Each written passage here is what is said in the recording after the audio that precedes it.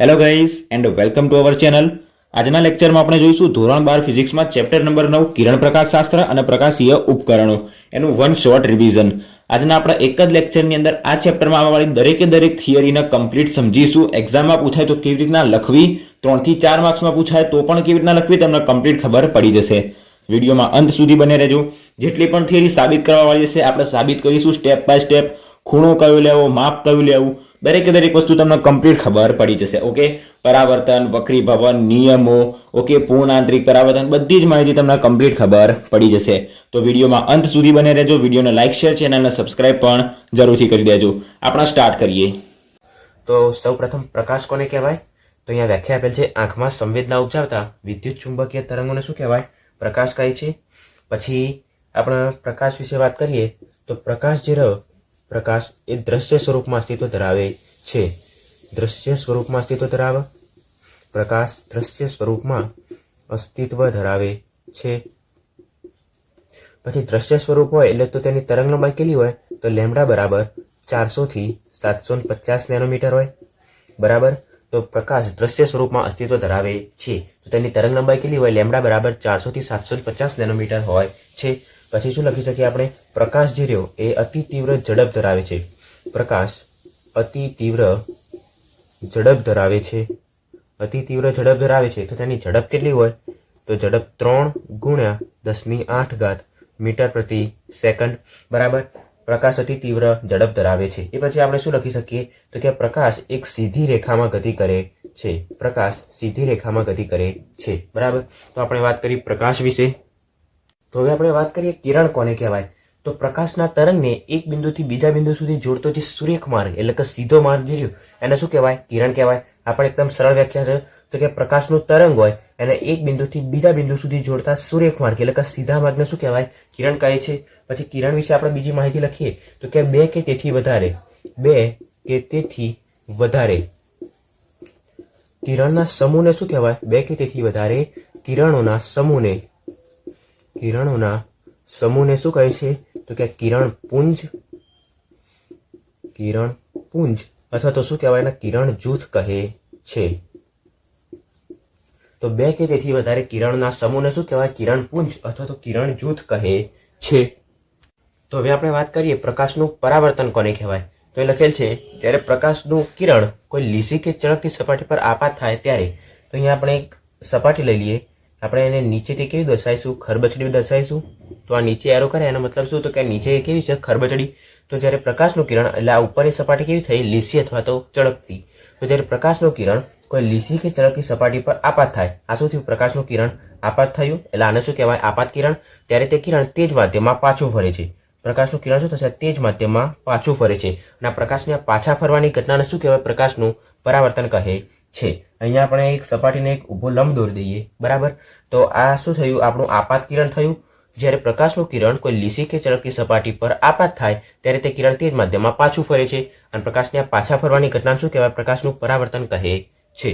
તો આપણે લંબને શું નામ આપીએ? અહીંયા O કહીએ, અને A કહીએ, આને નામ આપીએ P, આને નામ આપીએ Q. બરાબર.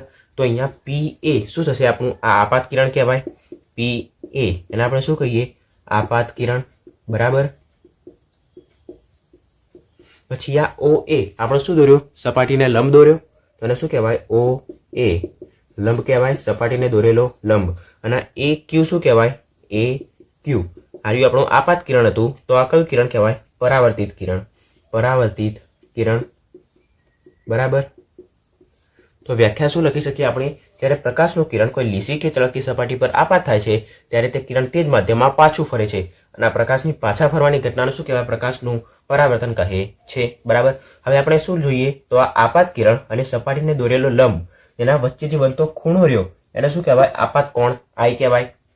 અને આ પરાવર્તિત કિરણ અને સપાટીને દોરેલો લંબ એના વચ્ચે બનતા કોણને શું કહેવાય? પરાવર્તિત કોણ R. તો અહીંયા I શું છે? I આપાત કોણ અને R પરાવર્તન કોણ. બરાબર. તો આપણે આપાત કોણની વ્યાખ્યા શું લખી શકીએ? તો કે આપાત કિરણ અને સપાટીને દોરેલો લંબ વચ્ચે બનતા કોણને શું કહેવાય? આપાત કોણ I કહે છે. અને પરાવર્તન કોણની વ્યાખ્યા શું લખી શકીએ? તો પરાવર્તિત કિરણ અને સપાટીને દોરેલો લંબ વચ્ચે બનતા કોણને શું કહેવાય? પરાવર્તન કોણ કહે છે. તો હવે આપણે જોઈશું પરાવર્તનના નિયમો. તો જ્યારે આપાત કિરણનું પરાવર્તન થાય તો એ વખતે શું શું થાય, તો એ આપણે નિયમો જોઈએ. તો નંબર પહેલામાં શું આવશે? તો જ્યારે આપાત કિરણ એનું પરાવર્તન થશે તો અહીંયાથી આપાત કોણ બન્યો અને પરાવર્તન કોણ બન્યો. તો પરાવર્તનની ઘટના દરમિયાન આપાત કોણ I અને પરાવર્તન કોણ R બંને કેવા હોય? સરખા હોય. તો આપણે શું લખી શકીએ? I બરાબર R લખી શકીએ. એટલે કે શું લખી શકીએ? તો કે આપાત કોણ બરાબર પરાવર્તન કોણ. એટલે કે શું કહી શકીએ આપણે? તો કે પરાવર્તન દરમિયાન આપાત કોણ અને પરાવર્તન કોણ બંને સરખા હોય છે. પછી નંબર 2 શું લખી શકીએ આપણે? તો આપાત કિરણ જે રહ્યું, પછી પરાવર્તિત કિરણ જે રહ્યું અને સપાટીને દોરેલો લંબ બધા કેવા હોય? ત્રણે ત્રણ એક જ સમતલમાં હોય છે. તો શું લખી શકીએ આપણે? આપાત કિરણ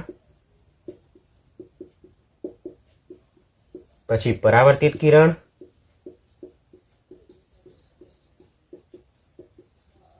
અને આ સપાટીને દોરેલો લંબ, આ ત્રણે ત્રણ જે રહ્યા એ કેવા હોય? એક જ સમતલમાં હોય છે. આ ત્રણે ત્રણ એક જ સમતલમાં છે. પછી આપણે ત્રીજો મુદ્દો કયો લખી શકીએ? તો કે આપાત કિરણ જે રહ્યું અને પરાવર્તિત કિરણ જે રહ્યું એ સપાટીને દોરેલા લંબની સામ સામે હોય છે. એટલે કે આ સપાટીને દોરેલો લંબ એની આ બાજુ આપાત કોણ, આપાત કિરણ અને આ બાજુ પરાવર્તિત કિરણ. તો આપણે શું લખી શકીએ? આપાત કિરણ અને પરાવર્તિત કિરણ સપાટીને દોરેલા લંબની સામ સામેની બાજુએ હોય છે. તો નંબર 3માં આપણે શું લખી શકીએ? આપાત કિરણ અને પરાવર્તિત કિરણ એ સપાટીને દોરેલા લંબની સામ સામે હોય છે. બરાબર. તો આ 1, 2 અને આ નંબર 3 આ શું થઈ ગયા? પરાવર્તનના નિયમો. તો હવે આપણે વાત કરીએ પરાવર્તનની અગત્યની બાબતો. તો પરાવર્તનની ઘટના દરમિયાન ઘણી અગત્યની બાબત હોય. તો પરાવર્તનની ઘટના જે રહી એ કેવી ઘટના હોય? તો કે દ્વિપારિમાણિક. દ્વિપારિમાણિક મતલબ કે 2 પરિમાણમાં થતી ઘટના છે. પછી પરાવર્તનની ઘટના દરમિયાન આવૃત્તિ જે રહી, આવૃત્તિ કે જેને આપણે F કહીએ છીએ, પછી તરંગ લંબાઈ લેમ્ડા, આવૃત્તિ, તરંગ લંબાઈ, પછી ઝડપ અથવા તો વેગ જેને આપણે V કહીએ છીએ, અને કળા. તો પરાવર્તનની ઘટના દરમિયાન આ ચારે ચાર કેવી રહે? તો કે બદલાય નહીં. બદલાય નહીં એટલે કે કેવી રહે? તો કે અચળ રહે છે. તો કે પરાવર્તનની ઘટના દરમિયાન આ ચારે ચાર અચળ રહે છે. તો પરાવર્તનની ઘટના દરમિયાન આ અચળ રહેતો હોય તો એમનો ગુણોત્તર કેટલો હોય? Most important question. એનો ગુણોત્તર કેટલો હોય? 1:1. તો હવે આપણે વાત કરીએ વિચલન કોણ કોને કહેવાય.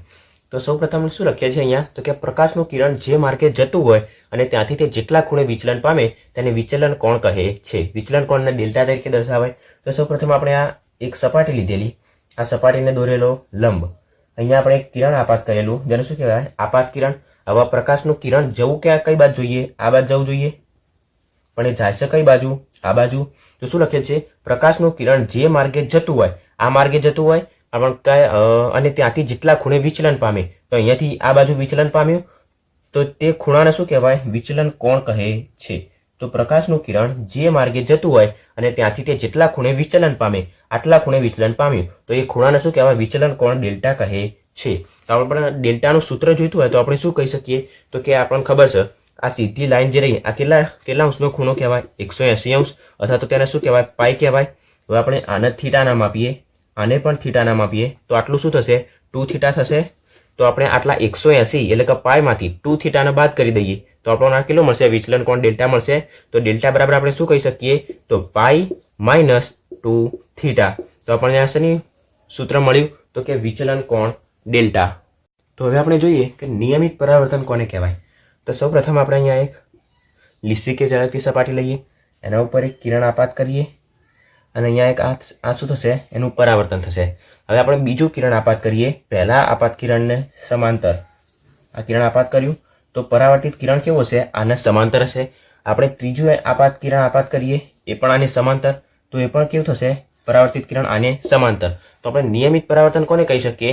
કે જો પરાવર્તિત કિરણો જે રહ્યા, આ ત્રણે ત્રણ શું પરાવર્તિત કિરણો રહ્યા, તો જો પરાવર્તિત કિરણો એકબીજાની સમાંતર હોય તો તેવા પરાવર્તનને કયું કહેવાય? નિયમિત પરાવર્તન કહેવાય.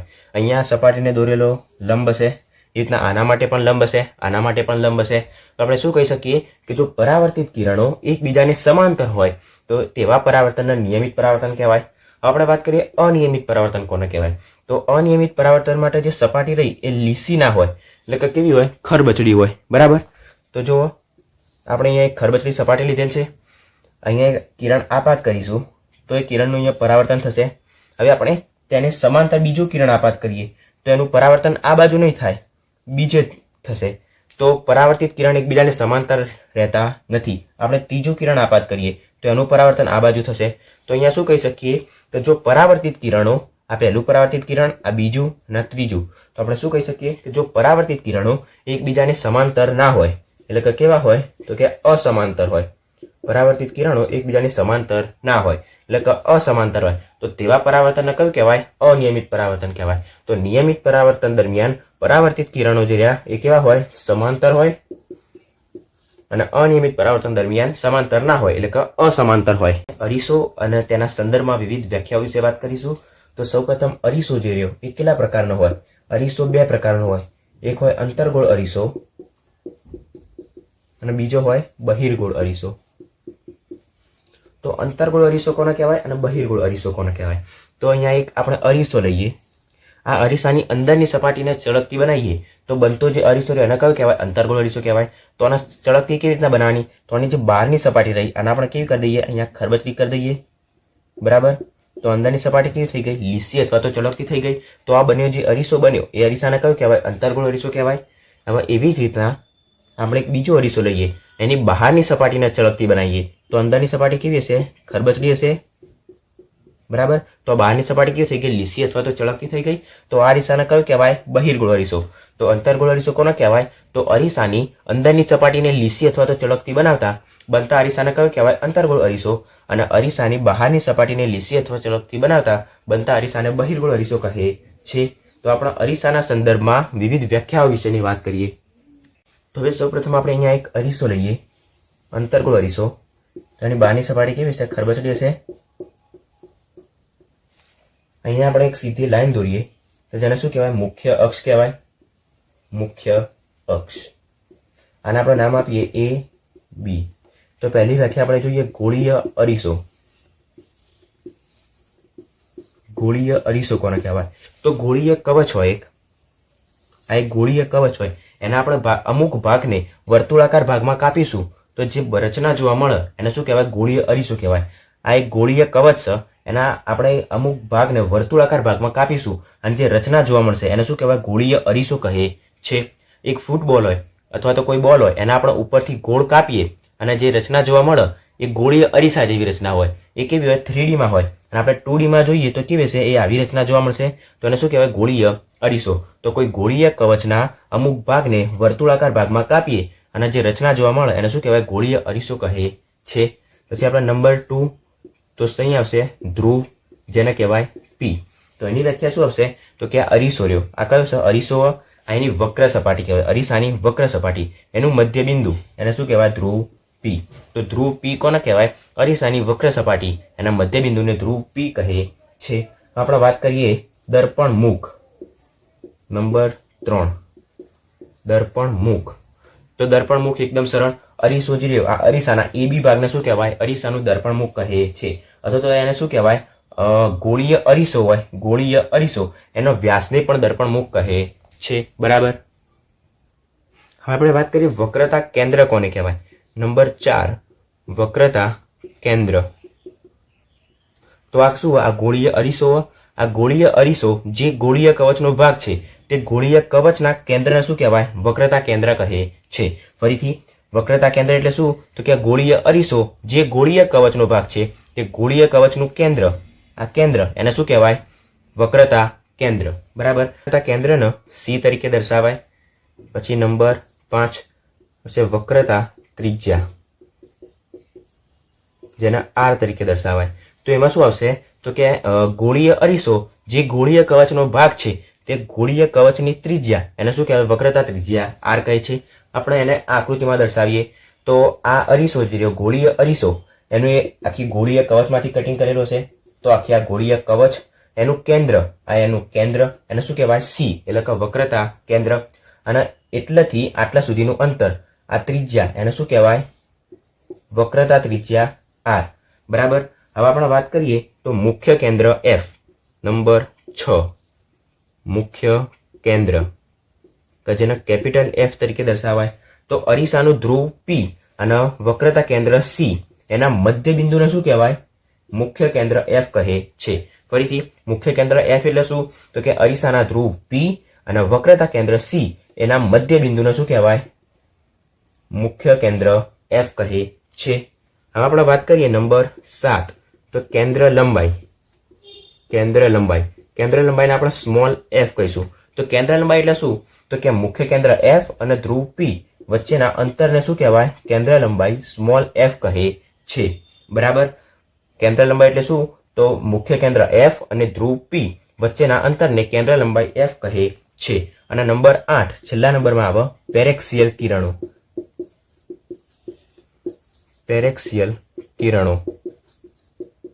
તો પેરેક્સિયલ કિરણો કોને કહેવાય? તો કે આ મુખ્ય અક્ષ રહ્યું અને મુખ્ય અક્ષની એકદમ નજીક આપાત થતા કિરણો હોય. મુખ્ય અક્ષની નજીક આપાત થતા કિરણો, એ કિરણોને શું કહેવાય? પેરેક્સિયલ કિરણો કહે છે. તો હવે અહીંયા આપણે એક અંતર્ગોળ અરીસો લઈએ.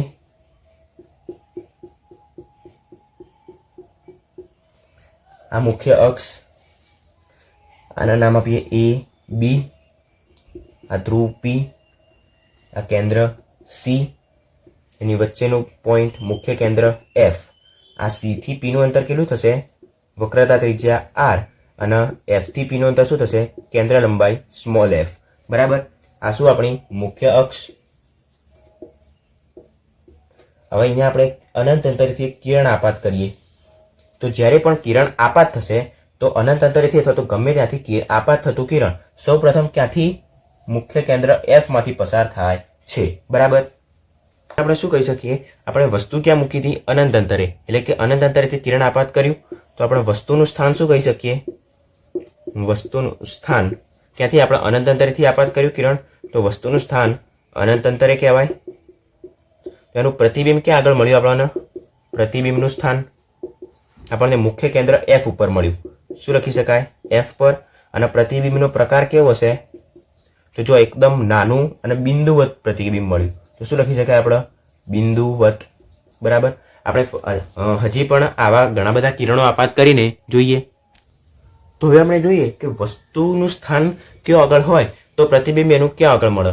તો જોઈએ આપણે. જો આપણે સૌ પ્રથમ શું જોયું કે વસ્તુ આપણે અનંત અંતરે મૂકી હતી. અનંત અંતરે તો આપણને એનું પ્રતિબિંબ ક્યાં આગળ મળ્યું? મુખ્ય કેન્દ્ર એફ પર. અને પ્રતિબિંબ કેવું મળ્યું? એનો પ્રકાર તો કે બિંદુવત. બરાબર.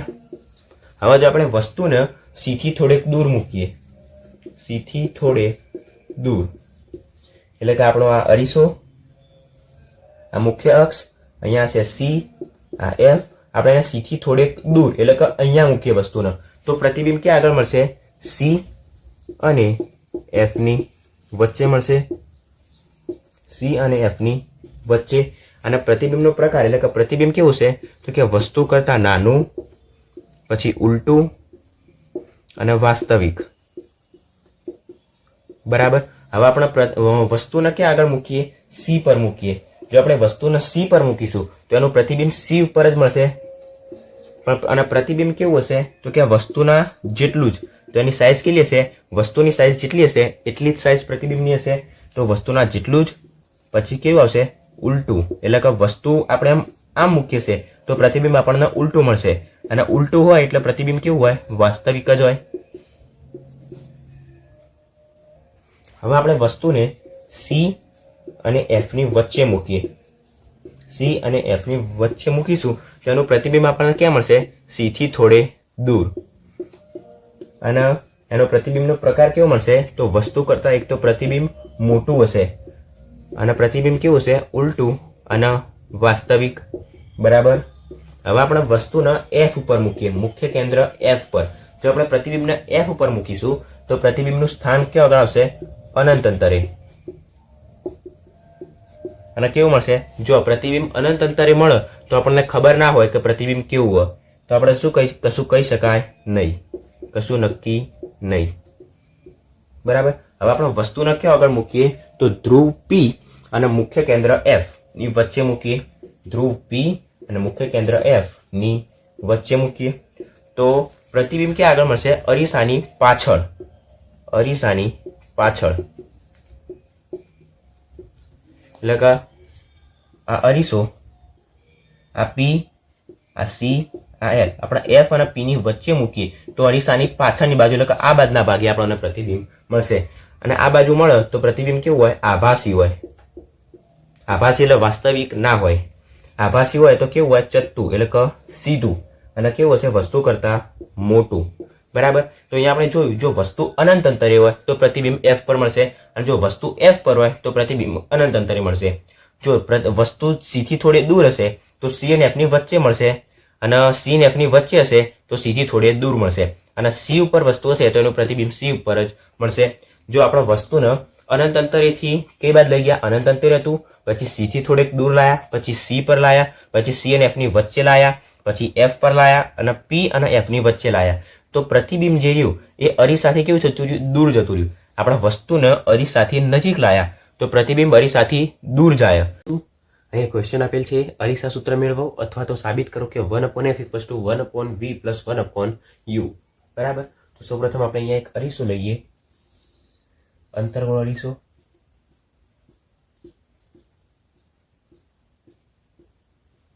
આ મુખ્ય અક્ષ, અને આપણે નામ આપીએ A, B, આ ધ્રુવ P, મુખ્ય કેન્દ્ર F, વક્રતા કેન્દ્ર C. બરાબર.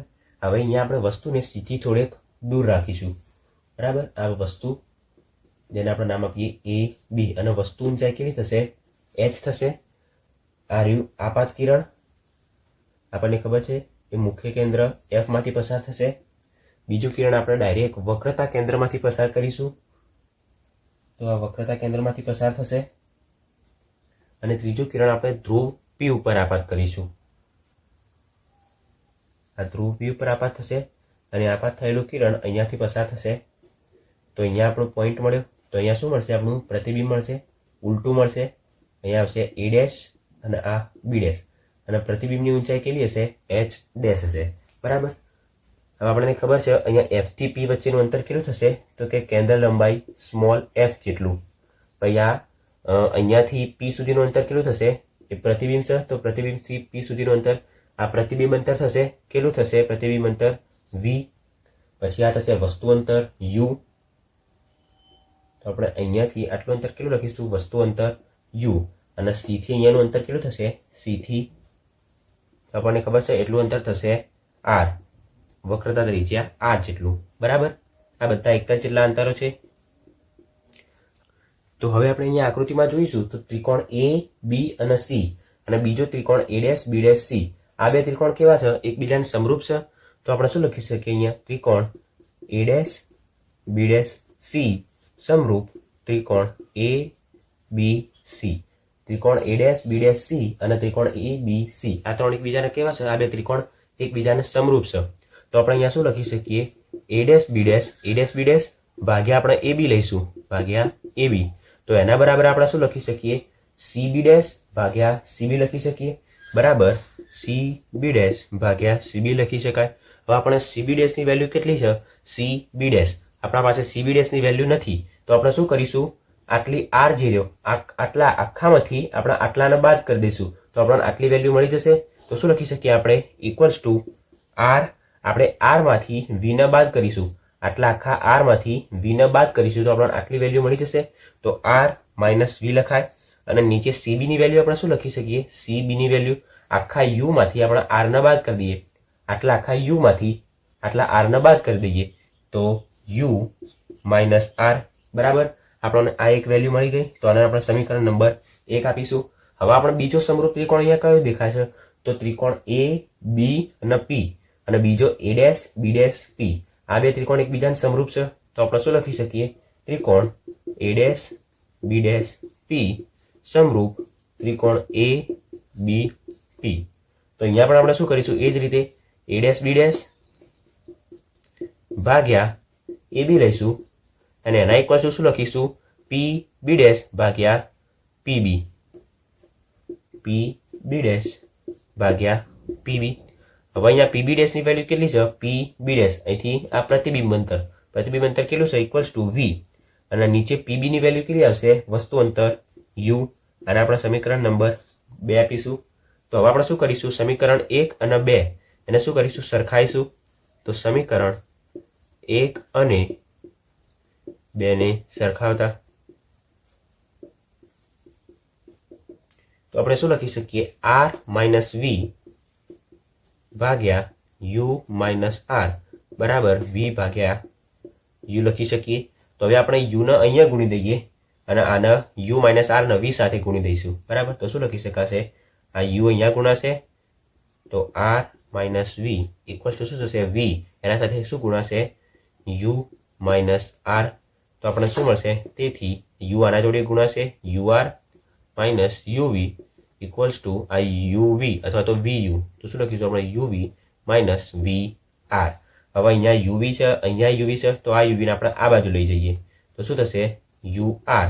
અને આ વીઆર ને આ બાજુ લઈ દઈએ તો પ્લસ વીઆર ઇક્વલ્સ ટુ શું થશે? આ યુવી અને આ માઇનસ યુવી આ બાદ થશે એટલે શું થશે? Plus UV.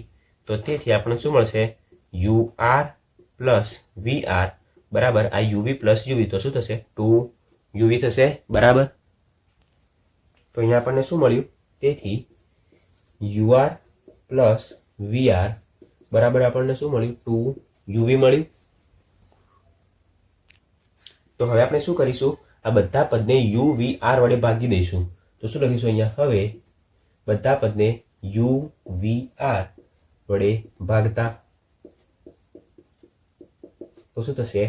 યુ આર ભાગ્યા યુ વી આર થશે પ્લસ વી આર ભાગ્યા યુ વી આર બરાબર 2 યુવી ભાગ્યા યુ વી આર.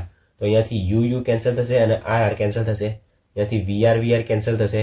અહીંયાથી યુવી કેન્સલ થશે. તો એ શું વધશે? ઉપર 1/v વધશે પ્લસ અહીંયા શું વધશે? 1/u અને ઇક્વલ્સ ટુ અહીંયા શું વધશે? 2/r. આપણને સૂત્ર ખબર છે r બરાબર 2f થાય. તો r બરાબર 2f અહીં મૂકીએ તો 1/v plus 1/u equal to શું થશે? 2/2f થશે. હવે અહીંયા 2 કેન્સલ થશે તો શું મળશે આપણને? 1/v plus 1/u equals to 1/f. અને આ શું આપણું અરીસા સૂત્ર? અરીસાની વક્રતા ત્રિજ્યા r અને કેન્દ્ર લંબાઈ f વચ્ચેનો સંબંધ મેળવો અથવા તો કે સાબિત કરો કે r બરાબર 2f. બરાબર, તો સૌપ્રથમ આપણે અહીંયા એક અરીસો લઈશું, અંતર્ગોળ અરીસો. બરાબર,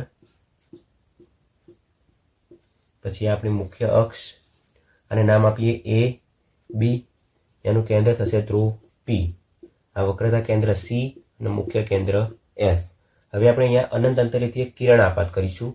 આપણને ખબર છે એ કિરણ મુખ્ય કેન્દ્ર f માંથી પસાર થશે. બરાબર, આના અહીંયા આપણે નામ o આપીએ. હવે આપણે એક લંબ દોરીશું અને લંબ હંમેશા વક્રતા કેન્દ્ર c માંથી દોરવાનો. બરાબર, હવે આપણે આ ખૂણાને થીટા નામ આપીએ, આ ખૂણાને પણ થીટા નામ આપીએ. તો આ ખૂણો કેટલો થશે? તો આ એક z બને છે, z એટલે કે યુગ્મ કોણ. તો આ ખૂણો કેટલો થશે? થીટા થશે. અને આ ખૂણો કેટલો થશે? તો આ થીટા અને આ થીટા બંને જેટલો થશે એટલે કે કેટલો થશે? થીટા પ્લસ થીટા એટલે કે 2 થીટા થશે. બરાબર, હવે આપણે અહીંયા o માંથી આ મુખ્ય અક્ષ ઉપર એક લંબ દોરીએ. બરાબર, અને આ જ્યાં નીચે આવે ત્યાં એના p ડેશ નામ આપીશું. બરાબર, હવે સૌપ્રથમ આપણે અહીંયા શું કરીએ? પેરેક્સિયલ કિરણો લઈએ. શું લઈએ? પેરેક્સિયલ કિરણો. પેરેક્સિયલ કિરણો લેતા તો પેરેક્સિયલ કિરણો લઈશું તો શું થશે? તો જુઓ, આ આપણો અરીસો, આ મુખ્ય અક્ષ. પેરેક્સિયલ કિરણો એટલે શું? તો કે મુખ્ય અક્ષની નજીક આપાત થતા કિરણો. હવે અહીંયા નજીક આપાત થતા કિરણો અને આપણે o નામ આપ્યું. આ p, આ a b. પેરેક્સિયલ કિરણોમાં આપણે લંબ દોરીશું તો એ લંબ ક્યાં આગળ આવશે? p ઉપર જ આવશે. અને જો આપણે પેરેક્સિયલ કિરણો ના લઈએ અને અહીંયા દૂર કિરણો આપાત કરીએ અને એનાથી આપણે લંબ દોરીશું તો એ ક્યાં આગળ આવશે? થોડુંક દૂર જશે. એટલે આ p ડેશ અને આ p એ બંને વચ્ચેનું અંતર કેવું થશે? વધી જશે. અને પેરેક્સિયલ કિરણો લઈશું તો અહીંયા p ડેશ જે છે, p ડેશ અને p એકબીજાની એકદમ નજીક હશે. એટલે આપણે શું લખી શકીએ? p ડેશ બરાબર p લખી શકીએ. બરાબર, આ p ડેશ અને p એકબીજાની નજીક હોય એટલે p ડેશ બરાબર આપણે શું લખી શકીએ? p લખી શકીએ. બરાબર, અહીંયા આપણે સૌપ્રથમ શું લખીશું? તો કે પેરેક્સિયલ કિરણો લેતા, પેરેક્સિયલ કિરણો લેતા. તો સૌપ્રથમ આપણે અહીંયા પેરેક્સિયલ કિરણો લઈશું તો આપણે CP' ની જગ્યાએ શું લખી શકીએ? CP લખી શકીએ, કારણ કે P' અને P વચ્ચેનું અંતર બહુ જ નાનું હોય એટલે જેને આપણે અવગણી શકીએ. બરાબર, તો આપણે CP' બરાબર શું લખી શકીએ? CP લખી શકીએ. અને CP શું? આપણી વક્રતા ત્રિજ્યા R. આપણને ખબર છે આટલાથી અહીંયાનું અંતર વક્રતા ત્રિજ્યા R જેટલું હોય અને આટલું અંતર કેટલું હોય? કેન્દ્ર લંબાઈ F જેટલું હોય. તો આપણે અહીંયા R લખી શકીએ અને FP' ની જગ્યાએ આપણે શું લખી શકીએ? FP' બરાબર આપણે FP લખી શકીએ અને FP અંતર કેટલું હોય? કેન્દ્ર લંબાઈ F જેટલું. તો હવે અહીંયા આપણે એક ત્રિકોણ લઈએ OCP'. બરાબર, તો શું લખીએ આપણે? ત્રિકોણ OCP' માટે એમાં આપણે tan θ લઈએ, tan θ. તો tan θ બરાબર શું થશે? તો સામેની બાજુ ભાગ્યા પાસેની બાજુ. તો સામેની બાજુ કઈ છે? OP' અને નીચે પાસેની બાજુ કઈ? CP'. બરાબર, OP' આપણે એમના એમ રાખીએ અને CP' ની વેલ્યુ શું આપણા ભાઈ? CP' ની જગ્યાએ આપણે CP પણ લખી શકીએ અને R પણ લખી શકીએ. તો આપણે R લખ્યો. હવે આપણે શું કરીએ? તો અહીંયા આપણે ત્રિકોણ OFP' લઈએ. બરાબર, હવે ત્રિકોણ OFP' માટે તો એની અંદર થીટા કેટલો હોય? 2θ જેટલો. એમાં પણ આપણે tan લઈશું. તો tan 2θ બરાબર શું થશે? સામેની બાજુ ભાગ્યા પાસેની બાજુ. તો સામેની બાજુ કઈ થશે? OP' અને પાસેની બાજુ કઈ થશે? FP એટલે કે કેન્દ્ર લંબાઈ F. બરાબર, તો હવે અહીંયા આપણે શું કરીશું કે જ્યારે થીટા ખૂબ નાનો હોય ત્યારે, એટલે કે શું? આ tan θ જે રહ્યો આપણે લખીએ, થીટા ખૂબ નાનો હોય ત્યારે. તો આપણે આ tan θ જે રહ્યો, tan θ એને ઇક્વિવેલન્ટ આપણે શું લખી શકીએ? થીટા લખી શકીએ. અને આ tan 2θ એના ઇક્વિવેલન્ટ આપણે શું લખી શકીએ? 2θ લખી શકીએ. બરાબર, તો આપણે tan θ ની જગ્યાએ થીટા લખીશું તો શું થશે? તો થીટા બરાબર શું થશે? OP' ભાગ્યા R થશે.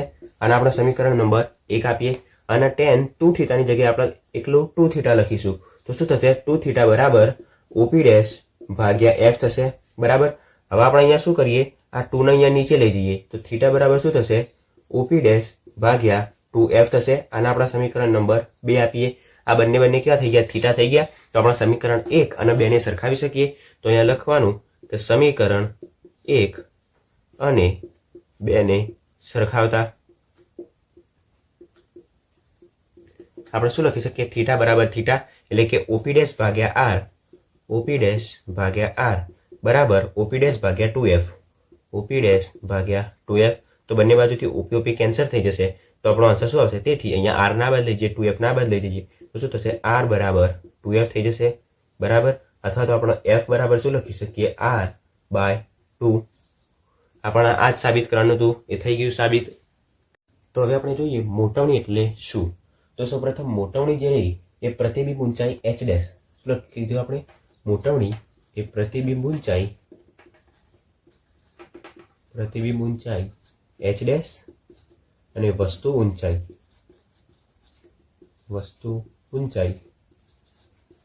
H વચ્ચેનો સંબંધ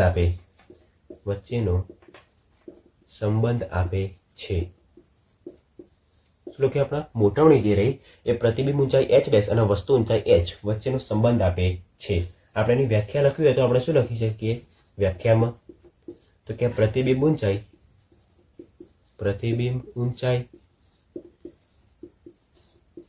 H' અને વસ્તુ ઊંચાઈ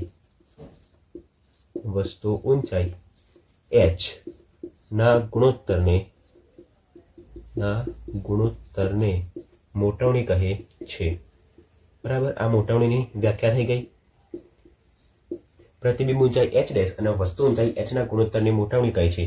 મોટવણીને શેના તરીકે દર્શાવાય? સંજ્ઞા M તરીકે દર્શાવાય. M તો આપણે M બરાબર શું લખી શકીએ? H'/H લખી શકીએ. બરાબર, પછી મોટવણી શું હોય? તો કે મોટવણી એક સંખ્યા છે. મોટવણી જે રહી એક સંખ્યા છે એટલે કે તે એકમ અથવા તો પરિમાણ રહિત છે. બરાબર, આપણે મોટવણીનું બીજું સૂત્ર લખવું હોય તો આપણે શું લખી શકીએ? મોટવણી એમ બરાબર 1 લખી શકીએ h ડેશ બાય h અને equals to minus v by u. આ મોટાવણીનું સૂત્ર. પછી એક ખાસ વાત યાદ રાખવાની કે બહિર્ગોળ અરીસો હોય, બહિર્ગોળ અરીસો, તો બહિર્ગોળ અરીસા માટે મોટાવણી ધન હોય. બહિર્ગોળ અરીસા માટે મોટાવણી કેવી હોય? ધન મળે. બરાબર. વક્રીભવન કોને કહેવાય? તો અહીં આપેલ છે જ્યારે પ્રકાશનું કિરણ એક માધ્યમમાંથી બીજા માધ્યમમાં જાય ત્યારે બે માધ્યમોની છૂટી પાડતી સપાટી આગળ વાંકું વળે છે અને પ્રકાશની આ વાંકા વળવાની ઘટનાને શું કહે છે? વક્રીભવન કહે છે. તો હવે આપણે તેને આકૃતિ દ્વારા સમજીએ. તો સૌપ્રથમ આ એક સપાટી છે. આ સપાટીને દોરેલો લંબ. આપણને વ્યાખ્યા પરથી એટલું તો ખબર પડી જશે કે વક્રીભવનની અંદર બે માધ્યમો છે. તો આને આપણે માધ્યમ 1 કહીએ, માધ્યમ 1, અને આને માધ્યમ 2 કહીએ. બરાબર. આપણે માધ્યમ 1 ને હવા લઈએ અને માધ્યમ 2 ને પાણી અથવા તો ગમે તે લઈએ તો માધ્યમ 2 કેવું હશે? ઘટ્ટ માધ્યમ હશે અને માધ્યમ 1 કેવું હશે? પાતળું હશે. બરાબર. હવે આપણે અહીંયા આપાત કિરણ લઈએ તો અહીંયા શું લખેલ છે? ત્યારે પ્રકાશનું કિરણ એક માધ્યમમાંથી બીજા માધ્યમમાં જાય ત્યારે બે માધ્યમોને છૂટી પાડતી સપાટી આગળ. આ શું છે? બે માધ્યમોને છૂટી પાડતી સપાટી અને સપાટીને દોરેલો લંબ. જ્યારે પ્રકાશનું કિરણ એક માધ્યમમાંથી બીજા માધ્યમમાં જાય ત્યારે બે સપાટ માધ્યમોને છૂટી પાડતી સપાટી આગળ તે શું થશે? વાંકું વળે છે.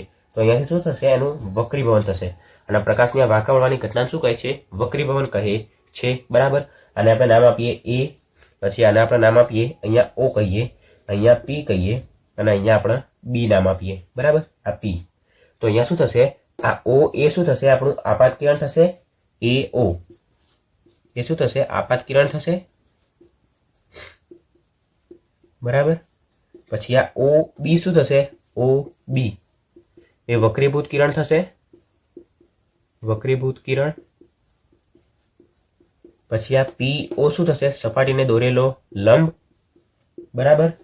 હવે આપણને ખબર છે સપાટીને દોરેલો લંબ અને આપાત કિરણ વચ્ચે બનતો જે ખૂણો રહ્યો એને શું કહેવાય? આપાત કોણ, આઈ કહેવાય. બરાબર. અને વક્રીભૂત કિરણ અને સપાટીને દોરેલો લંબ વચ્ચે બનતો ખૂણો જે છે એને શું કહેવાય? વક્રીભૂત કોણ. તો આઈ શું? આપણો આપાત કોણ અને આર એને શું કહેવાય? વક્રીભૂત કોણ. બરાબર. તો આપણને વ્યાખ્યા ખબર પડી ગઈ. જ્યારે પ્રકાશનું કિરણ એક માધ્યમમાંથી બીજા માધ્યમમાં જાય ત્યારે બે માધ્યમોને છૂટી પાડતી સપાટી આગળ તે શું થશે? વાંકું વળે છે. અને આ પ્રકાશની આ વાંકા વળવાની ઘટનાને શું કહેવાય? વક્રીભવન કહે છે. તો હવે આપણે વક્રીભવનના નિયમો જોઈએ. તો હવે આપણે જોઈએ વક્રીભવનના નિયમો. તો આપણે પરાવર્તનમાં જેવા નિયમો જોયા હતા એવા જ નિયમો અહીંયા છે. તો સૌપ્રથમ જોઈશું તો જે આપાત કિરણ અને વક્રીભૂત કિરણ અને સપાટીને દોરેલો લંબ આ ત્રણેય કેવા હોય? એક જ સમતલમાં હોય. તો પહેલા આપણે શું લખી શકીએ? આપાત કિરણ, પછી વક્રીભૂત કિરણ અને સપાટીને દોરેલો લંબ. આ ત્રણેય કેવા હોય? તો કે એક જ સમતલમાં હોય છે. પછી બીજા નંબરમાં આપણે શું કહી શકીએ? તો આપાત કોણ અને વક્રીભૂત કોણ એ બે માધ્યમોને છૂટી પાડતી સપાટીની કેવી હોય? સામસામે હોય છે. અથવા તો માધ્યમને જોડતી સપાટીની સામસામે હોય. શું લખી શકીએ આપણે? આપાત કોણ આઈ અને વક્રીભૂત કોણ આર એ બે માધ્યમોને છૂટી પાડતી સપાટી અથવા તો બે માધ્યમોને જોડતી સપાટી. બે માધ્યમોને જોડતી સપાટી એની કેવા હોય? સામસામે હોય છે. સપાટીની સામસામે હોય છે. બરાબર. તો વક્રીભવનની અંદર જ્યારે પ્રકાશનું કિરણ એક માધ્યમમાંથી બીજા માધ્યમમાં જાય ત્યારે તેની આવૃત્તિ કે કળા, આવૃત્તિ અને કળા આ બંને શું થતું? બદલાતું નથી. એટલે કે કેવું રહે? અચળ રહે છે. અચળ રહે છે. આપણે પરાવર્તનની અંદર શું જોયું હતું? શેમાં? પરાવર્તનમાં તો કે તરંગ લંબાઈ, પછી આવૃત્તિ, ઝડપ, વેગ અને કળા આ પાંચે પાંચ કેવા રહેતા હતા? અચળ રહેતા હતા પરાવર્તનની અંદર. બરાબર. પણ વક્રીભવનની અંદર માત્ર આવૃત્તિ અને કળા આ બંને જ અચળ રહેશે. તો તરંગ લંબાઈ, ઝડપ, વેગ કેવું થશે? બદલાશે. શેની અંદર? વક્રીભવનમાં. અને નંબર 4 માં આપણે જોઈશું તો શું આવશે? આપેલા બે માધ્યમો, આ માધ્યમ 1 અને માધ્યમ 2 માટે આપાત કોણ અને વક્રીભૂત કોણના સાઇનનો ગુણોત્તર કેવો રહે? અચળ રહે. શું લખી શકાય આપણે? આપેલા બે માધ્યમો માટે આપાત કોણનો સાઇન, આપાત કોણ કયો? આઈ, અને આપાત કોણનો સાઇન એટલે સાઇન આઈ અને વક્રીભૂત કોણનો સાઇન એટલે કે આર એટલે કે સાઇન આર, આ બંનેનો શું ગુણોત્તર કેવો રહે છે? અચળ રહે છે. તો આને આપણે જોઈએ એક વખત. તો અહીંયા શું આપેલ છે? આપેલા બે માધ્યમો માટે આપાત કોણનો સાઇન અને વક્રીભૂત કોણનો સાઇન કેવો રહે? અચળ રહે છે. તો આપાત કોણનો સાઇન એટલે સાઇન આઈ અને સાઇન આર. શું લખેલું? આનો ગુણોત્તર કેવો રહે? અચળ રહે છે, અચળ. બરાબર. તો આપણે આના માધ્યમ 1 કીધું, એના માધ્યમનો N1 કહીએ, આના માધ્યમ કયું કહીએ? N2 કહીએ. તો સાઇન આઈ ભાગ્યા સાઇન આર બરાબર આપણે N2 ભાગ્યા N1 લખી શકીએ, અને એના જ બરાબર આપણે શું લખી શકીએ? N21. બરાબર. તો આના કયો નિયમ કહેવાય? સ્નેલનો નિયમ કહેવાય, સ્નેલનો નિયમ. બરાબર. કે જેમાં આપેલ છે આપેલા બે માધ્યમો માટે આપાત કોણનો સાઇન અને વક્રીભૂત કોણના સાઇનનો ગુણોત્તર જે રહ્યો એ કેવો રહે? અચળ રહે છે.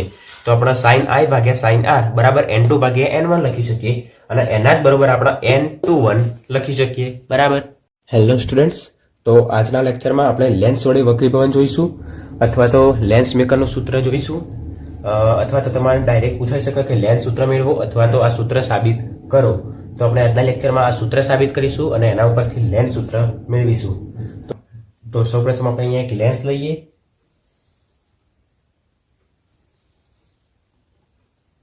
બરાબર. આ મુખ્ય અક્ષ પર આપણે એક બિંદુ લઈશું O, જે આપણે વસ્તુ લઈશું. અહીંયા ઓથી આપણે કિરણ આપાત કરીશું. બરાબર. આ વક્રતા કેન્દ્ર C, આપણે C માંથી શું દોરીશું? લંબ દોરીશું. બરાબર. અહીંયા લેન્સ એટલે એની સપાટી 2 હશે, આ સપાટી 1 અને સપાટી નંબર 2, તેનું 2 વખત વક્રીભવન થશે. તો સૌપ્રથમ એનું પ્રતિબિંબ ક્યાં આગળ મળશે? અહીંયા મળશે. ખબર છે, પહેલાનું પ્રતિબિંબ એ બીજી સપાટી માટે શું થઈ જશે? આભાસી વસ્તુ કહેવાય અથવા તેને વસ્તુ કહેવાય. તો એનું અહીંયા સપાટી 2 માટે એનું પ્રતિબિંબ ક્યાં આગળ મળશે? અહીંયા મળશે. આને આપણે કહીએ I, આને કહીએ I ડેશ. બરાબર. તો અહીંયા આપણે શું જોયું? આપણે O પાસે બિંદુવત વસ્તુ રાખેલ છે, ત્યાંથી આપણે પ્રકાશનું કિરણ આપાત કર્યું. બરાબર. અને એનું પ્રતિબિંબ આપણને ક્યાં મળ્યું? I ડેશ પાસે મળ્યું. સપાટી 1 વડે જે વક્રીભવન થયું એનું પ્રતિબિંબ આપણને I ડેશ પાસે મળ્યું. હવે પહેલાનું પ્રતિબિંબ, પહેલી સપાટીનું પ્રતિબિંબ આપણને ક્યાં મળ્યું? I ડેશ પાસે. તો બીજી સપાટી માટે શું થઈ જશે? વસ્તુ કહેવાય અથવા તો આભાસી વસ્તુ કહેવાય. હવે એનું પ્રતિબિંબ ક્યાં આગળ મળશે આપણને? I પાસે. બરાબર. તો હવે અહીંયાથી આ O સુધીનું અંતર શું થશે? વસ્તુ અંતર થશે U. બરાબર. આ C સુધીનું અંતર થશે વક્રતા ત્રિજ્યા R. આ થશે પ્રતિબિંબ અંતર V, અને આ પહેલાનું પ્રતિબિંબ કે જેનું અંતર લઈશું આપણે V ડેશ. બરાબર. તો હવે આપણે સપાટી 1 માટે લખીએ. સપાટી 1 માટે આપણે આગળ જે પેલું સૂત્ર જોયું હતું એ સૂત્ર જ આપણે અહીંયા યુઝ કરીશું. તો કયું સૂત્ર હતું?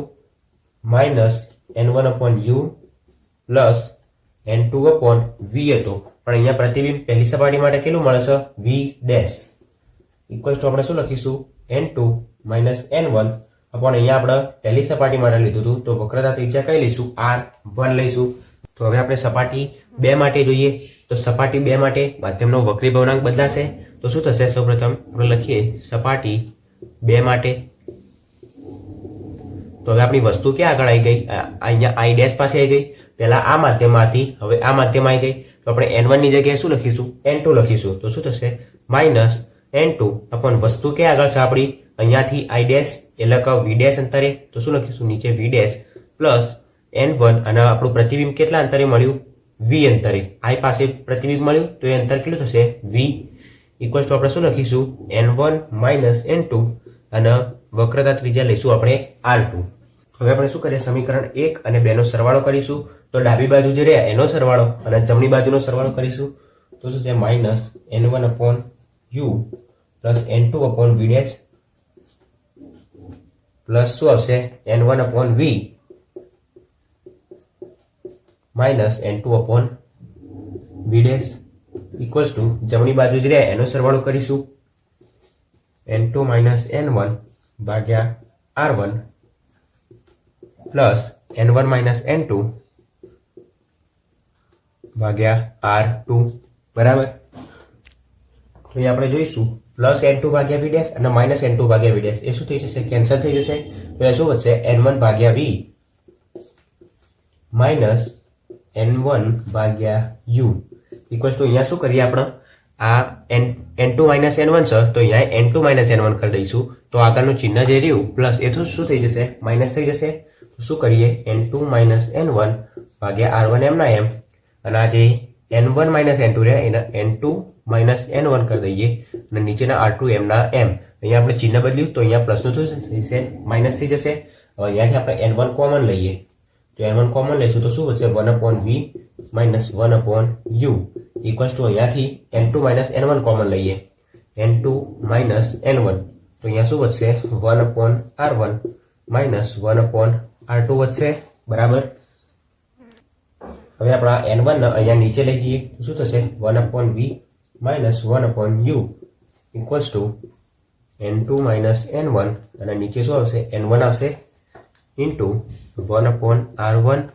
માઇનસ 1/r2 એમના એમ તો શું થશે 1/v minus 1/u equals to આપણે n1 અલગ અલગ ગોળીશું તો શું થશે n2 ભાગ્યા n1 અને માઇનસ n1 ભાગ્યા n1 into 1/r1 minus 1/r2 તો અહીંયા n1 શું થઈ જશે કેન્સલ થઈ જશે બરાબર તો અહીં શું વધશે 1/v minus 1/u equals to n2 ભાગ્યા n1 એટલે આપણે શું લખી શકીએ n21 લખી શકીએ માઇનસ અહીંયા શું વધશે 1 વધશે ઇન્ટુ અહીં શું વધ્યું 1/r1 માઇનસ 1/r2 બરાબર અહીંયા આપણને આ સૂત્ર મળ્યું 1/v minus 1/u equals to n21 minus 1 into 1/r1 minus 1/r2 બરાબર આ સમીકરણના આપણે નંબર 3 આપીશું બરાબર કે જો વસ્તુ અનંત અંતરે હોય તો અનંત અંતરે હોય તો આપણે વસ્તુને ક્યાં રાખીએ અનંત અંતરે તો વસ્તુ અંતર u કેટલું થઈ જશે u બરાબર ઇન્ફિનિટી થઈ જશે થોડી સપાટી વડે થતું વક્રીભવન જોઈશું આ ક્વેશ્ચન બીજી રીતે પણ કહી શકાય કે વસ્તુ અંતર અને પ્રતિબિંબ અંતર વચ્ચેનો સંબંધ માધ્યમના વક્રીભવનાંક અને વક્ર સપાટીની વક્રતા ત્રિજ્યાના પદમાં મેળવો બંને ક્વેશ્ચન એક જ છે તો આપણે સૌપ્રથમ આ ક્વેશ્ચન જોઈએ અને એનું સૂત્ર પણ સાબિત કરીએ તો સૌપ્રથમ આપણે અહીંયા એક ગોળીય સપાટી લઈશું બરાબર આ ગોળીય સપાટીને આપણે અહીંયા આમ લંબાઈ દઈશું પછી આ આપણી મુખ્ય અક્ષ અને મુખ્ય અક્ષમાં અહીંયા આપણે એક બિંદુ લઈશું O ત્યાં આગળ આપણે શું મૂકેલ છે આપણી નાની એક બિંદુવત વસ્તુ રાખેલ છે અને ત્યાંથી આપણે ગોળીય સપાટી પર એક કિરણ આપાત કરીશું તેને શું કહેવાય આપાત કિરણ થશે બરાબર અહીંયા આપણે એક બિંદુ લઈશું C વક્રતા કેન્દ્ર બરાબર અને આપણને ખબર છે આપણે જ્યારે પણ લંબ દોરીશું તો શેમાંથી દોરીશું C માંથી દોરીશું તો આપણે અહીંયા એક લંબ દોરીશું બરાબર હવે શું કરીએ આપણને ખબર છે આ માધ્યમ કાચનું માધ્યમ કહેવાય તો પ્રકાશનું કિરણ જે રહ્યું એનું વક્રીભવન કઈ બાજુ થશે લંબ તરફ એનું વક્રીભવન થશે તો આનું શું થશે અહીંયા વક્રીભવન થશે અહીંયા શું મળશે એનું પ્રતિબિંબ મળશે ઇમેજ જેને આપણે I કહીશું બરાબર આ બિંદુને આપણે O ડેશ કહી દઈએ અહીંયાથી આપણે એક લંબ દોરીશું આને આપણે પોઈન્ટ M કહીશું બરાબર હવે આ આપાત કિરણ અને સપાટીને દોરેલો લંબ આ ખૂણો કયો થશે આપાત કોણ I આ ખૂણો થશે વક્રીભૂત કોણ જેને આપણે R કહીશું પછી આ ખૂણાને આપણે આલ્ફા નામ આપીએ આ ખૂણાને આપણે બીટા કહીએ અને આ ખૂણાને આપણે ગામા કહીએ બરાબર તો આપણે આ સપાટીથી આ વસ્તુ O સુધીનું અંતર શું થશે વસ્તુ અંતર શું થશે u પણ આપણે ખબર છે આ બાજુ જમણી બાજુ જઈએ આપણે તો એ કેવા બધા સંખ્યા આવે પોઝિટિવ આવે અને આ બાજુ કેવા આવે નેગેટિવ તો આપણો u જે રહ્યો વસ્તુ અંતર એ કેવું આવશે માઇનસ આવશે બરાબર અને આપણને અહીંયા C સુધીનું અંતર કેટલું થશે વક્રતા ત્રિજ્યા R જેટલું અને અહીંથી પ્રતિબિંબનું અંતર કેટલું થશે પ્રતિબિંબ અંતર V બરાબર તો સૌપ્રથમ આપણે અહીંયા શું લખીશું તો થોડું વર્ણન લખીશું કે આકૃતિમાં દર્શાવ્યા પ્રમાણે મુખ્ય અક્ષ પર O પાસે બિંદુવત વસ્તુ રાખેલ છે અને જેનું પ્રતિબિંબ ક્યાં આગળ મળે છે I પાસે મળે છે તો સૌપ્રથમ આપણે એક ત્રિકોણ લઈએ ત્રિકોણ કયો ત્રિકોણ લઈશું OC ત્રિકોણ OC બરાબર તો આપણે ત્રિકોણને અહીંયા અલગથી દોરી જોઈએ સમજણ માટે કયો ત્રિકોણ થશે બરાબર આ થશે O થશે O અને આ C અહીંયા કયો ખૂણો આપેલ છે બીટા અહીંયા આલ્ફા અને અહીંયા ખૂણો થશે I તો અહીંયા આપણે જોઈ શકીએ છીએ કે આઈ જે રહ્યો એ ખૂણો બહિષ્કોણ કહેવાય. કોનો? તો કે આલ્ફા અને બીટાનો. તો ખૂણો આઈ બરાબર આપણે શું લખી શકીએ? આલ્ફા પ્લસ બીટા લખી શકીએ. બરાબર. તો આપણે જોયું કે ત્રિકોણ OC માં ખૂણો આઈ જે રહ્યો એ આલ્ફા અને બીટા માટે શું છે? બહિષ્કોણ છે. તો ત્રિકોણ OC માં ખૂણો આઈ બહિષ્કોણ છે.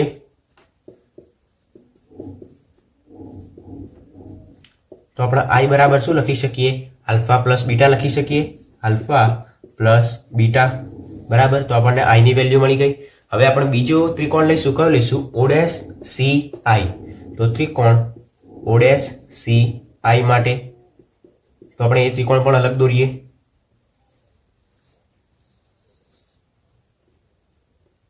બરાબર. આ OS આવશે C આવશે I. બરાબર. તો આની અંદર આપણે જોઈશું આ ખૂણો કયો છે? બીટા. આ ખૂણો છે R અને આ ખૂણો છે ગામા. તો અહીંયા બીટા જે રહ્યો એ R અને ગામા માટે કયો કહેવાય? બહિષ્કોણ કહેવાય. તો અહીંયા આપણે શું લખી શકીએ? ત્રિકોણ OCI માં ખૂણો બીટા કયો છે? બહિષ્કોણ છે. બીટા બહિષ્કોણ છે.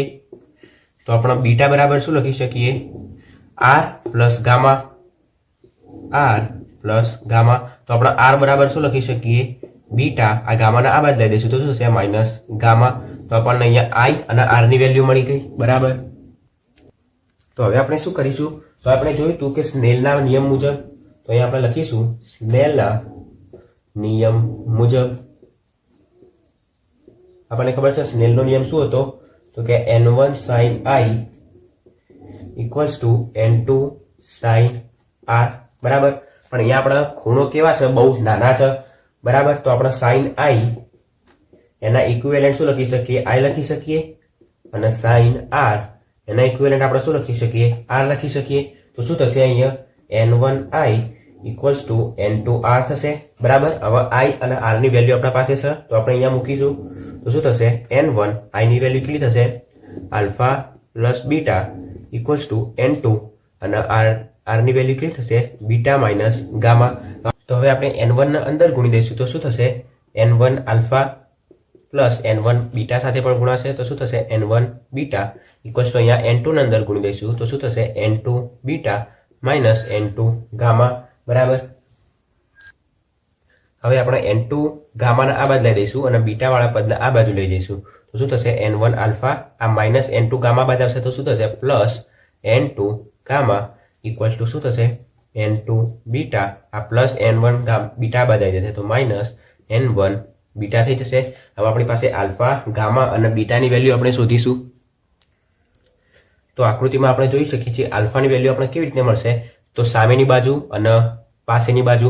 તો આપણે tan થીટા લઈશું એટલે કે tan આલ્ફા. તો tan આલ્ફા બરાબર શું થશે? સામેની બાજુ OM ભાગ્યા પાસેની બાજુ કઈ થશે? OM જેની વેલ્યુ કેટલી છે? Minus U. tan બીટા લઈશું તો tan બીટા બરાબર શું થશે? સામેની બાજુ OM ભાગ્યા પાસેની બાજુ કઈ થશે? R થશે. અને tan ગામા લઈશું. tan ગામા બરાબર શું થશે? OM ભાગ્યા V થશે. OM ભાગ્યા MI એટલે કે V થશે. બરાબર. હવે જો આપણે અહીંયા પેરેક્સિયલ કિરણો લઈએ જોઈએ. જો આ ગોળીય સપાટી. બરાબર. આ મુખ્ય અક્ષ અને અહીંયાથી આપણે આ બિંદુ આપણી વસ્તુ અહીંયા મૂકેલ છે. આપણે પેરેક્સિયલ કિરણો લઈએ એટલે કે મુખ્ય અક્ષની નજીક આપાત થતા કિરણો. તો આ બિંદુ કેવો થશે? ખૂબ અહીંયા આપાત થશે આ કિરણ. તો આ ખૂણો જે રહ્યો આલ્ફા એ કેવો થશે? ખૂબ નાનો થશે. આવી રીતના અહીંયા ખૂણો I આ સપાટીને આપણે લંબ દોરીશું તો એવી જ રીતના ખૂણો I પણ કેવો થશે? ખૂબ નાનો થશે. એટલે આપણે અહીંયા sin I ઇક્વિવેલન્ટ ટુ શું લીધું? I લીધું અને sin R ઇક્વિવેલન્ટ ટુ આપણે R લીધું. તો એવી રીતના ખૂણો આલ્ફા પછી આ બીટા અને અહીંયા ગામા આપણે પેરેક્સિયલ કિરણો લઈશું તો આલ્ફા બીટા અને ગામા કેવા થશે? ખૂબ નાના થશે. તો આપણે tan આલ્ફા બરાબર શું લખી શકીએ? આલ્ફા લખી શકીએ. બરાબર. તો અહીંયા આપણે શું લખીશું? પેરેક્સિયલ કિરણો લેતા આલ્ફા બીટા અને ગામા ખૂણા ખૂબ જ નાના થશે. તો આપણે શું લખી શકીએ? tan alpha equivalent to alpha પછી tan beta equivalent two beta અને tan gamma equivalent two gamma લખી શકીએ. તો અહીંયા આપણે આલ્ફા બરાબર શું લખી શકીએ? તેથી આલ્ફા બરાબર શું થશે O ડેશ M ભાગ્યા માઇનસ યુ થશે. એવી રીતના બીટા બરાબર O ડેશ M ભાગ્યા આર અને ગામા બરાબર O ડેશ M ભાગ્યા વી લખી શકીએ. હવે આપણે અહીંયા આલ્ફા બીટા અને ગામાની વેલ્યુ આ સમીકરણમાં મૂકીએ. તો હવે આ સમીકરણની અંદર આપણે આલ્ફા બીટા અને ગામાની વેલ્યુ મૂકીએ. એ પહેલા અહીંયાથી આપણે શું કરીએ બીટાને કોમન કાઢી લઈએ. બરાબર, તો આ N1 alpha plus N2 gamma equal to અહીંયા શું થશે બીટા કોમન કાઢી દઈશું તો શું થશે N2 માઇનસ N1. હવે આપણે આની અંદર આલ્ફા બીટા અને ગામાની વેલ્યુ મૂકીએ તો શું થશે N1 આલ્ફાની વેલ્યુ કેટલી છે O ડેશ M ભાગ્યા minus U plus N2 into ગામાની વેલ્યુ કેટલી થશે O ડેશ M ભાગ્યા V O ડેશ M ભાગ્યા V ઇક્વલ્સ ટુ બીટાની વેલ્યુ કેટલી થશે O ડેશ M ભાગ્યા R O ડેશ M ભાગ્યા R into N2 minus N1. અહીંયાથી આપણે O ડેશ M કોમન કાઢીશું તો આ O ડેશ M અને આ બે O ડેશ M કેન્સલ થઈ જશે. બરાબર, તો શું વધશે અહીંયા આ માઇનસના આગળ લઈ જઈએ તો minus N1 upon U plus N2 upon V equal to શું લખી શકાય N2 minus N1 upon R. તો આ સૂત્ર આવી ગયું ગોળીય સપાટી વડે થતા વક્રીભવન માટેનું. અને આપણે બીજી કઈ રીતના લખી શકીએ N2 ભાગ્યા V માઇનસ N1 ભાગ્યા U equals to N2 minus N1 ભાગ્યા R. તો આ સૂત્ર છે ગોળીય સપાટી વડે થતા વક્રીભવન માટેનું. જો u ઇન્ફિનિટી હોય મતલબ વસ્તુ અનંત અંતરે હોય તો એનું પ્રતિબિંબ ક્યાં આગળ મળે મુખ્ય કેન્દ્ર f ઉપર. અને જો પ્રતિબિંબ મુખ્ય કેન્દ્ર f ઉપર મળે તો પ્રતિબિંબનું અંતર કેટલું થાય પ્રતિબિંબ અંતર v અને v પ્રતિબિંબ અંતર આપણને કેટલું મળે મુખ્ય કેન્દ્ર f ઉપર. તો ધ્રુવ p થી f સુધીનું અંતર શું મળે તો કે કેન્દ્ર લંબાઈ f જેટલું. મતલબ v ની જગ્યાએ આપણે શું લખી શકાય f લખી શકાય. તો 1/f માઇનસ 1/u ની જગ્યાએ ઇન્ફાઇનાઇટ મૂકીએ તો 1/f માઇનસ 1/ ઇન્ફિનિટી અને 1/∞ એટલે શું થાય તો કે 0. તો 1/f v ની જગ્યાએ શું મૂક્યું f અને માઇનસ 0. તો 1/f માઇનસ 0 ના લખીએ તો ચાલે. તો 1/f બરાબર આપણને શું મળી જશે n21 minus 1 into 1/r1 minus 1/r2. આપણું સૂત્ર આવી રીતના સાબિત થઈ જશે. લેન્સનો પાવર એટલે શું લેન્સનો પાવર કોને કહેવાય. બરાબર, તો સૌપ્રથમ અહીંયા વ્યાખ્યા આપેલ છે કે લેન્સના ઓપ્ટિકલ કેન્દ્રથી 1 મીટર અંતરે આપાત થતા કિરણો જે બિંદુ પાસે કેન્દ્રિત થાય તે બિંદુ પાસેના ટેન્જેન્ટના મૂલ્યને શું કહે છે લેન્સનો પાવર કહે છે. તો ટેન્જેન્ટનું મૂલ્ય એટલે શું તો કે ટેનનું મૂલ્ય સાઇન કોસ જેમ આવે એમ ટેનનું મૂલ્ય. બરાબર, તો આને આપણે આકૃતિ દ્વારા સમજ્યા વ્યાખ્યાને. તો સૌપ્રથમ આપણે અહીંયા એક બહિર્ગોળ લેન્સ લઈશું. બરાબર, એ શું લખે છે લેન્સના ઓપ્ટિકલ કેન્દ્રથી. તો આ લેન્સનું ઓપ્ટિકલ કેન્દ્ર જેને આપણે O નામ આપીશું. બરાબર, 1 મીટર અંતરે આપાત થતા કિરણો. તો અહીંયાથી 1 મીટર અંતર આટલું અંતર આપણે કેટલું લઈએ 1 મીટર. આ ઊંચાઈને આપણે કહીએ h અને h બરાબર કેટલું છે 1 મીટર. 1 મીટર અંતરે આપાત થતા કિરણો. તો આ કિરણ 1 મીટર અંતરે આપાત થયું. બરાબર, જે બિંદુ પાસે કેન્દ્રિત થશે તો આપણને ખબર છે આનું વક્રીભવન થઈ અહીંયા આવશે મુખ્ય કેન્દ્ર f પાસે આવશે. બરાબર, આ ખૂણાને આપણે ડેલ્ટા કહીશું. આ અંતર કેટલું થશે કેન્દ્ર લંબાઈ f જેટલું થશે.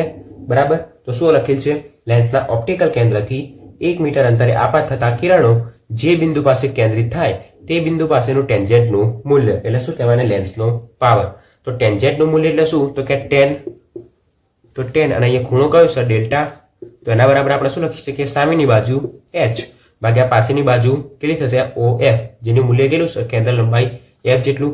આપણને ખબર છે h બરાબર કેટલું છે 1 મીટર. તો 1/f અને વ્યાખ્યા ઉપરથી શું આપેલું છે તે બિંદુ પાસેનું ટેન્જેન્ટનું મૂલ્ય એટલે tan ડેલ્ટા. હવે tan ડેલ્ટા જો ખૂબ નાનો હોય તો આપણે tan ડેલ્ટા ઇક્વિવેલન્ટ ટુ શું લખીશું ડેલ્ટા લખીશું. તો ડેલ્ટા બરાબર આપણને શું મળશે 1/f અને અહીંયા આપેલ છે ટેન્જેન્ટનું મૂલ્ય એટલે લેન્સનો પાવર. તો આપણે ડેલ્ટા શું હોય ટેન્જેન્ટનું મૂલ્ય. તો એની જગ્યાએ આપણે શું લખી શકીએ પાવર p. તો પાવર p બરાબર શું થશે 1/f મળશે આપણને. બરાબર, તો આપણે યાદ રાખીશું કે પાવર અને કેન્દ્ર લંબાઈ બે કેવા હોય એકબીજાના વ્યસ્ત હોય છે. અથવા તો પાવરની બીજી વ્યાખ્યા આપણે શું કહી શકીએ તો કે કેન્દ્ર લંબાઈના વ્યસ્તને લેન્સનો પાવર કહે છે. અહીંયાથી તમને પાવરનો એકમ પૂછાઈ શકે. તો પાવરનો એકમ આપણે કયો કહીશું મીટર ઇનવર્સ. બરાબર, ખબર છે પાવરનો એકમ કયો થાય તો કે આ પાવરનો એકમ આપણે ડાયોપ્ટર લઈ શકીએ છીએ. બરાબર, તો એક ડાયોપ્ટર બરાબર આપણે શું લખી શકીએ 1 મીટર ઇનવર્સ. આ મોસ્ટ આઈએમપી ક્વેશ્ચન છે. બરાબર, તો આપણે લેન્સનો પાવર ખબર પડી ગઈ કે લેન્સના ઓપ્ટિકલ કેન્દ્રથી 1 મીટર અંતરે આપાત થતા કિરણો જે બિંદુ પાસે કેન્દ્રિત થાય તે બિંદુ પાસેના ટેન્જન્ટનું મૂલ્ય એટલે પાવર, અને બીજી વ્યાખ્યા આપણે કહી શકીએ તો કે કેન્દ્ર લંબાઈના વ્યસ્તને લેન્સનો પાવર કહે છે. આવા લેન્સનું સંયોજન જોઈશું. તો સૌપ્રથમ આપણે અહીંયા બે પાતળા લેન્સ લીધેલા છે, આને નામ આપ્યું A, B, અને આપણે આ બેને શું કર્યા, જોઈન્ટ કર્યા, તો એનું સંયોજન થઈ ગયું. હવે આપણે અહીંયા એક પોઈન્ટ લઈએ O, અને આપણે O પાસે એક બિંદુવત વસ્તુ રાખેલ છે. અહીંયા બે લેન્સ છે, તો અહીંયા બે વખત વક્રીભવન થશે. તો આપણે આ રહ્યું આપાત કિરણ. સૌપ્રથમ આનું વક્રીભવન થશે, એનું પ્રતિબિંબ ક્યાં આગળ મળશે, I ડેશ પાસે મળશે. તો હવે I ડેશ એ બીજા લેન્સ માટે શું બનશે, વસ્તુ બનશે. તો હવે એનું વક્રીભવન થશે અને ત્યાંનું પ્રતિબિંબ ક્યાં આગળ મળશે, અહીંયા I પાસે મળશે. બરાબર. તો અહીંયા O થી આ લેન્સ સુધીનું અંતર શું થશે, વસ્તુ અંતર U, ત્યાંથી I સુધીનું અંતર શું થશે, પ્રતિબિંબ અંતર V, અને I ડેશ પાસેનું અંતર શું થશે, પ્રતિબિંબ અંતર જ, પણ એ શું થશે, V ડેશ થશે. તો હવે આપણે પાતળા લેન્સનું સંયોજન જોઈએ. તો સૌપ્રથમ આપણે કેન્દ્ર લંબાઈનું સંયોજન જોઈએ. કેન્દ્ર લંબાઈનું સંયોજન.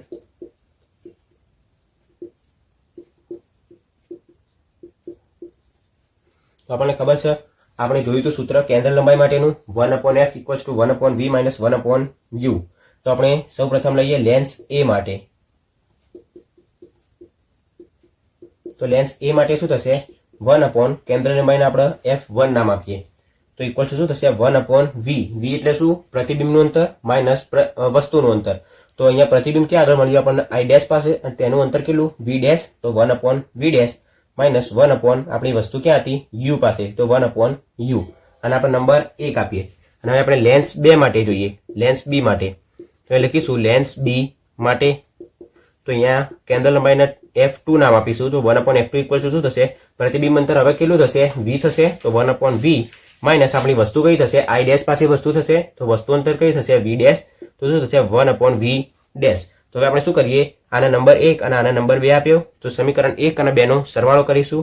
તો એ લખીશું સમીકરણ 1 અને 2 નો સરવાળો કરતા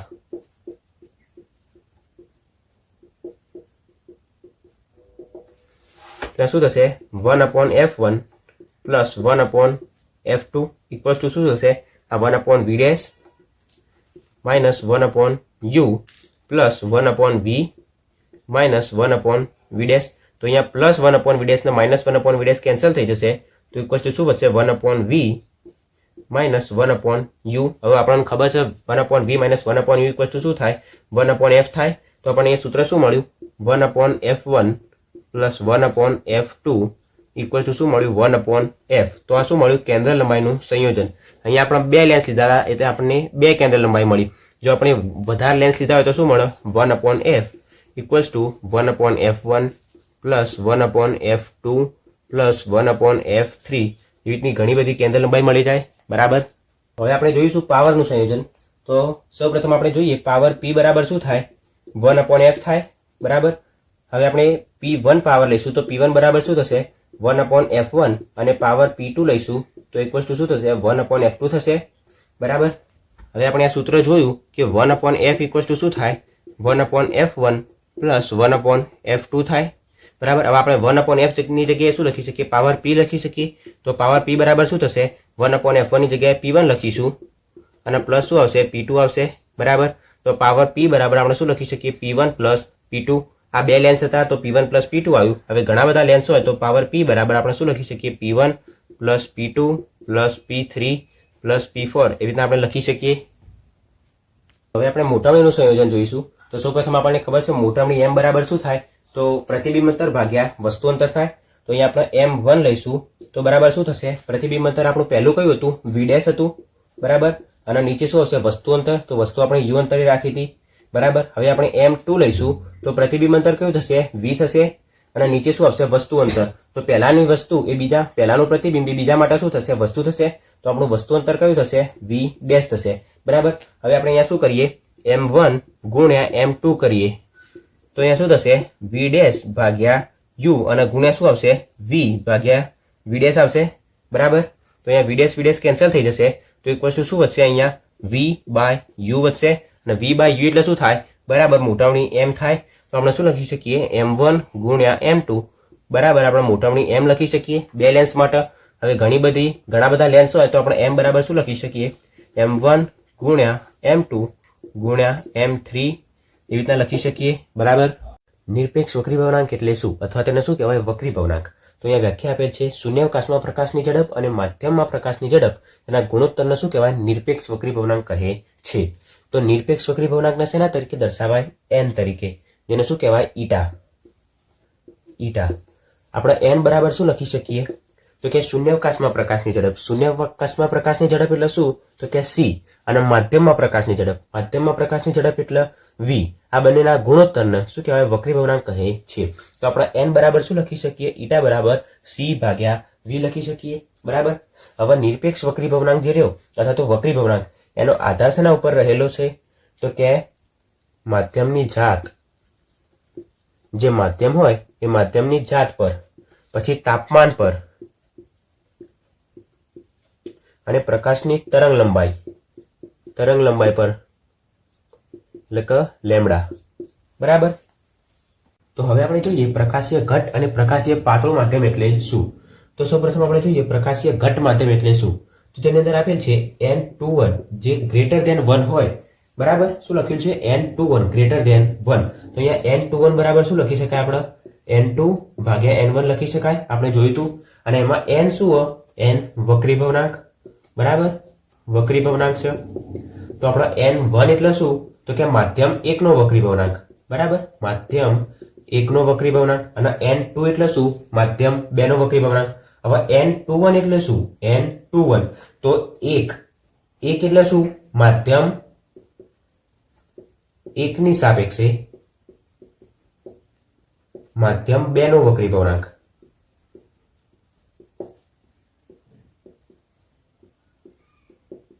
આપણે n21 એટલે શું કહી શકીએ? n માધ્યમ 1 ની સાપેક્ષે માધ્યમ 2 નો વક્રી ભવનાંક. 21 જે પાછળ આપેલો હોય 1 એની સાપેક્ષે હંમેશા લેવાનો. n23 આપેલો હોય તો પાછળ શું 3 હ તો 3 ની સાપેક્ષે લેવાનો. આપણે 3 ની સાપેક્ષે. બરાબર. અહીંયા n21 આપેલો તો 1 ની સાપેક્ષે. કોનો? તો કે 2 નો વક્રી ભવનાંક. તો આને આપણે શું લખી શકીએ? માધ્યમ 1 ની સાપેક્ષે માધ્યમ 2 નો વક્રી ભવનાંક. બરાબર. તો અહીંયા આપણે શું લખ્યું? n21 ગ્રેટર ધેન 1 હોય. n21 ગ્રેટર ધેન 1 હોય એટલે આપણે શું લખી શકીએ? માધ્યમ 1 ની સાપેક્ષે માધ્યમ 2 નો વક્રી ભવનાંક. માધ્યમ 1 ની સાપેક્ષે માધ્યમ 2 નો વક્રી ભવનાંક.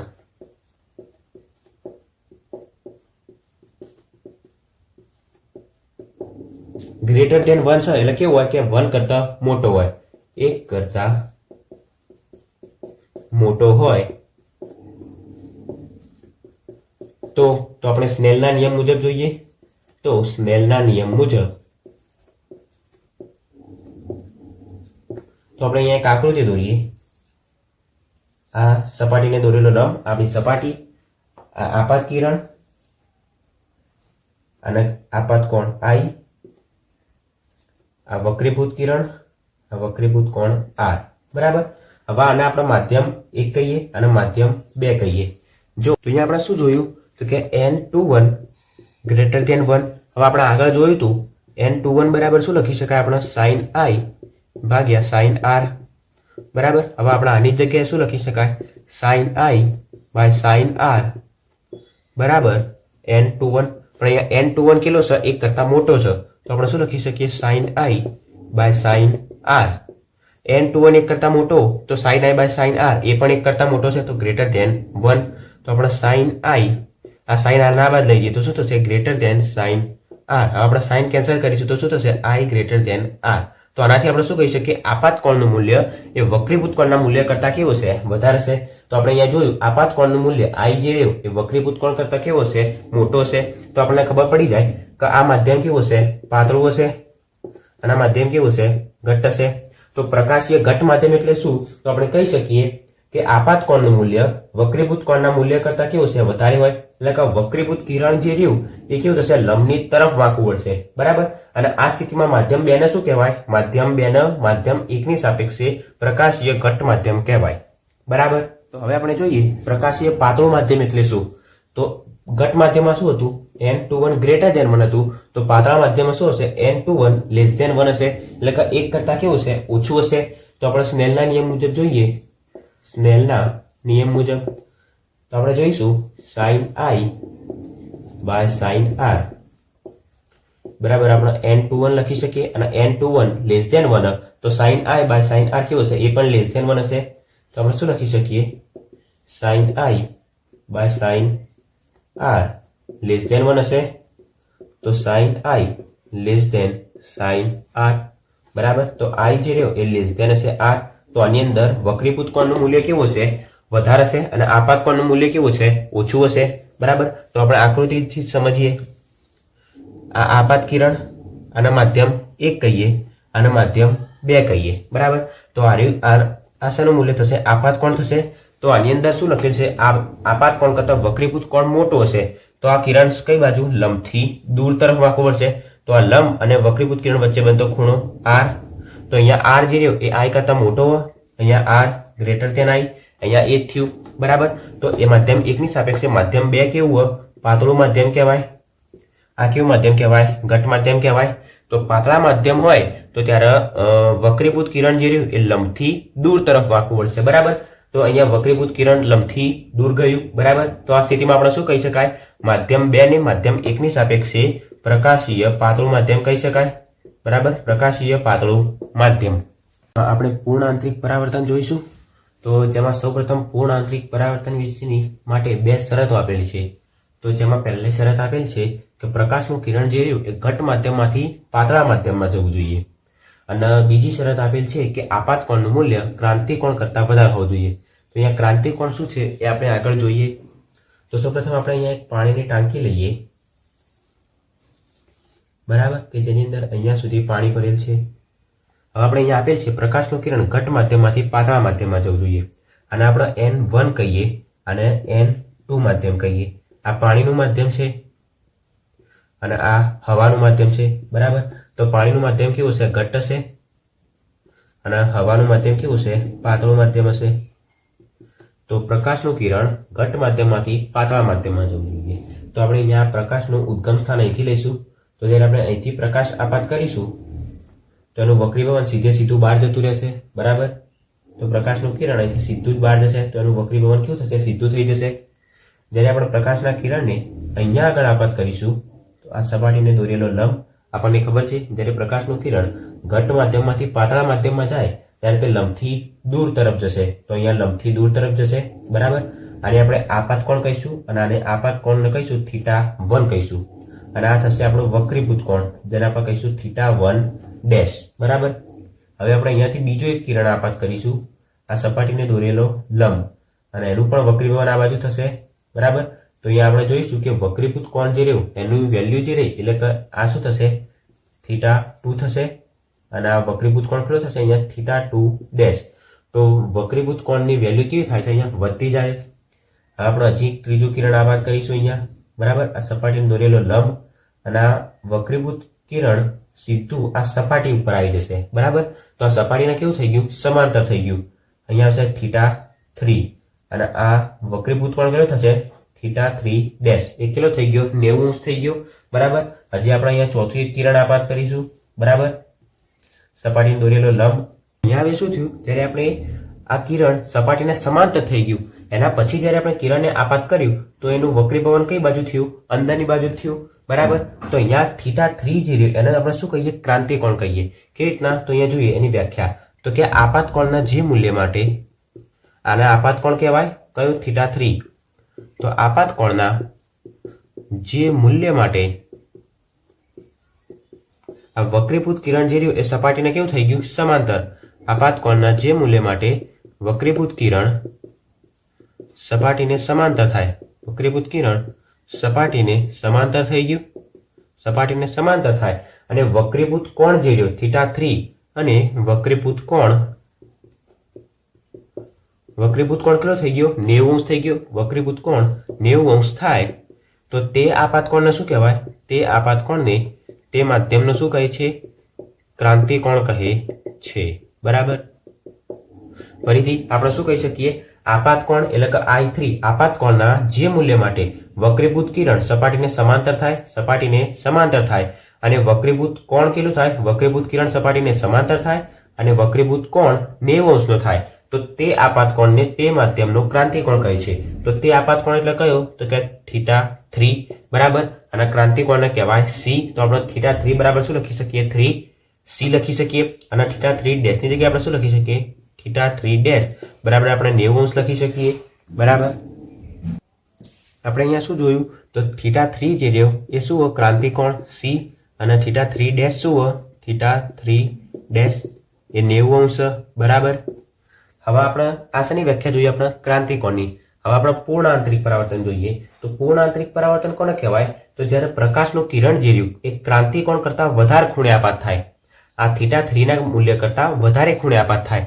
જ્યારે પ્રકાશનું કિરણ, અહીંથી આ પ્રકાશનું કિરણ આપાત થયું, પ્રકાશનું કિરણ ક્રાંતિકોણ કરતા વધારે ખૂણે આપાત થાય.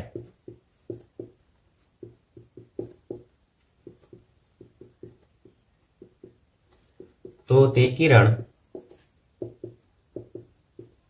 તે જ માધ્યમમાં પાછું ફરે છે. તે જ માધ્યમમાં પાછું ફરે છે. અને પ્રકાશની આ પાછા ફરવાની ઘટનાને શું કહેવાય? પૂર્ણ આંતરિક પરાવર્તન બરાબર. આપણે જોયું શું કહી શકાય અહીંયા? જ્યારે પ્રકાશનું કિરણ ક્રાંતિકોણ કયું? θ3 કરતા. અહીંયા જોયું આપણે θ1 કરતા θ2 ની વેલ્યુ વધારશે અને θ2 કરતા θ3 ની વેલ્યુ વધારશે. તો શું કહીએ આપણે? પ્રકાશનું કિરણ ક્રાંતિકોણ કરતા વધારે ખૂણે આપાત થશે. તો આ ખૂણો જે રહ્યો એ θ3 કરતા કેવો હશે? વધારે હશે. જ્યારે પ્રકાશનું કિરણ ક્રાંતિકોણ કરતા વધારે ખૂણે આપાત થાય તો તે કિરણ તે જ માધ્યમમાં પાછું ફરે છે બરાબર. અને આ પ્રકાશની પાછા ફરવાની ઘટના શું કહેવાય? પૂર્ણ આંતરિક પરાવર્તન કહેવાય. હવે આપણે જોઈએ તો આ θ3 પાસે આપણે સ્નેલનો નિયમ લગાડીએ. શું લગાડીએ? θ3 પાસે સ્નેલનો નિયમ લગાડીએ. આપણને ખબર છે n1 sin i બરાબર શું થશે? n2 sin r થશે. તો આપણે શું લખી શકીએ? અહીંયા θ3 છે બરાબર અને માધ્યમ કયું? n1. તો શું થશે? n1 અને sin θ કયો આવશે? sin θ3 આવશે બરાબર. માધ્યમ n2 અને n2 માં θ કયો? θ3 ડેશ sin θ3 ડેશ. અહીંયા n1 કેટલો? પાણીનું માધ્યમ આપણને ખબર નહીં. તો n1 અને sin θ3 કેટલો આપણી પાસે? c. તો sin c બરાબર n2 હવાનો વક્રી ભવનાંક કેટલો હોય? 1 હોય. અને sin θ3 ડેશ કેટલો હોય? 90. તો કેટલો હશે? sin 90. હવે આપણે માધ્યમ એક જે રહ્યું n1 પાણીનું માધ્યમ એના n નામ આપી દઈએ. તો શું થશે? n sin c બરાબર શું થશે? 1 into sin 90 કેટલું થશે? 1. તો n into sin c બરાબર શું થશે? 1 થશે. તો આપણે n sin c બરાબર 1. તો sin c ઇક્વલ ટુ શું લખી શકાય? sin c equal to n ને નીચે લઈ જઈએ તો 1/n લખી શકાય બરાબર. તો પૂર્ણ આંતરિક પરાવર્તન sin c equal to 1/n. આપણને એની શરતો પણ ખબર પડી ગઈ કે પ્રકાશનું કિરણ ઘટ માધ્યમમાંથી પાતળા માધ્યમમાં જવું જોઈએ અને આપાત કોણનું મૂલ્ય કેવું હોવું જોઈએ? ક્રાંતિકોણ કરતા વધારે. અહીંયા આપાત કોણનું મૂલ્ય એ ક્રાંતિકોણ કરતા વધારે હોય તો જ પૂર્ણ આંતરિક પરાવર્તન જોવા મળે છે. કે પ્રિઝમ સૂત્ર મેળવો ડેલ્ટા બરાબર i plus e minus a. અથવા તો ક્વેશ્ચન બીજી રીતે આપી શકે કે પ્રિઝમ માટે આપાત કોણ i, નિર્ગમન કોણ e, વિચલન કોણ ડેલ્ટા અને પ્રિઝમ કોણ a વચ્ચેનો સંબંધ મેળવો. તો સૌપ્રથમ આપણે અહીંયા એક પ્રિઝમ દોરીશું અને આપણે ABC નામ આપીશું. અહીંયાથી આપણે કિરણ આપાત કરીશું. આ આપાત કિરણ બરાબર. અહીંયા એનું શું થશે? વક્રીભવન થશે. તો અહીંયા એમનું વક્રીભવન થશે. આ કિરણ આપણે આગળની બાજુ જવું જોઈએ તો આપણે એને આગળની તરફ લંબાઈશું. આ સપાટીને દોરેલો લંબ બરાબર. આ પાતળા માધ્યમમાંથી ઘટ માધ્યમમાં જશે તો એ લંબની નજીક તરફ વક્રીભવન થશે બરાબર. હવે આમ અહીંયા ફરીથી આ સપાટી માટે તેનું વક્રીભવન થશે તો આ કયા? ઘટ માધ્યમમાંથી પાતળા માધ્યમમાં જશે. તો અહીંયા આ સપાટીને દોરેલો લંબ તો કઈ તરફ જશે? લંબથી દૂર જશે. તો લંબથી અહીંયા દૂર તરફ જશે બરાબર. આ કિરણને પણ આપણે અહીંયા પાછળની તરફ લંબાઈ દઈશું બરાબર. તો આ સપાટીને દોરેલો લંબ અને આપાત કિરણ વચ્ચે બનતો ખૂણો કયો થશે? આપાત કોણ i થશે બરાબર. પછી આ સપાટીને દોરેલો લંબ અને આ વક્રીભૂત કિરણ એની વચ્ચે બનતો ખૂણો કયો થશે? આ વક્રીભૂત કોણ થશે? જેને આપણે R1 કહીશું. પછી આ આપાત કિરણ થાય, બીજી સપાટી માટે આપાત કિરણ થશે અને આ સપાટીને દોરેલો લંબ. તો આ ખૂણાને આપણે કયું કહીશું? R2 કહીશું બરાબર. હવે આ ખૂણો આ કિરણ જવો અહીંયા જોઈએ અને જાય છે આ બાજુ તો આ ખૂણો કયો થશે? વિચલન કોણ Δ1 અને આ ખૂણો થશે વિચલન કોણ Δ2. હવે અહીંયાથી આ ખૂણો કયો થશે? આ સપાટીને દોરેલો લંબ અને વક્રીભૂત કિરણ. તો એને આપણે કયો કોણ કહીશું? વક્રીભૂત કોણ પણ કહેવાય અથવા તો એને નિર્ગમન કોણ કહેવાય E. તો અહીંયા શું કહેવાશે? સપાટીને દોરેલો લંબ અને વક્રીભૂત કિરણ અથવા તો નિર્ગમન કિરણ એના વચ્ચે બનતો ખૂણો E કયો કહેવાશે? નિર્ગમન કોણ. તો અહીંયા જે E આપેલો છે એ કયો ખૂણો કહેવાશે? નિર્ગમન કોણ કહેવાશે. બરાબર. તો અહીંયા આપણે આ બધા નામ આપી દઈએ. તો સૌપ્રથમ આપાત કિરણ કયું થશે? PQ. બરાબર. પછી આ વક્રીભૂત કિરણ કયું થશે? અહીંયા Q નામ આપ્યું તો અહીંયા R નામ આપી દઈએ અને અહીંયા S નામ આપી દઈએ. તો PQ કયું થશે? આપણું આપાત કિરણ થશે. પછી QR વક્રીભૂત કિરણ થશે અને RS કયું કિરણ થશે? નિર્ગમન કિરણ થશે. તો સૌપ્રથમ આપણે અહીંયા લખવાનું પ્રિઝમમાં બાજુ AB માટે PQ શું આપાત કિરણ થાય અને ખૂણો I કયો થશે? આપાત કોણ થશે. બરાબર. અને આ બાજુ AC માટે આપાત કિરણ કયું થશે? QR. આ QR કયું થશે? આ સપાટી 2 માટે અથવા તો AC સપાટી જે રહી એના માટે શું થશે? QR આપાત કિરણ થશે અને RS એ વક્રીભૂત કિરણ કહેવાય અથવા તો એને શું કહેવાય? નિર્ગમન કિરણ કહેવાય, જેને આપણે RS તરીકે દર્શાવ્યું. અને નિર્ગમન કોણ કયું કહેવાશે? સપાટી AC માટે E કહેવાશે નિર્ગમન કોણ અથવા તો વક્રીભૂત કોણ E કહેવાશે. બરાબર.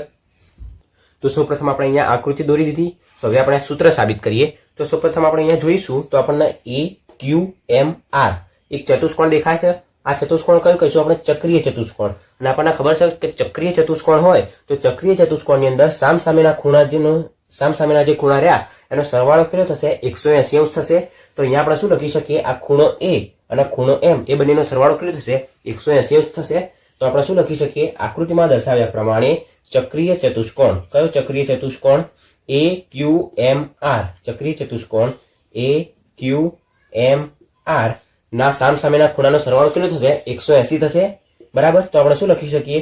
ખૂણો A પ્લસ ખૂણો M નહીં લખીએ અને શું લખીશું? ખૂણો QMR લખીશું.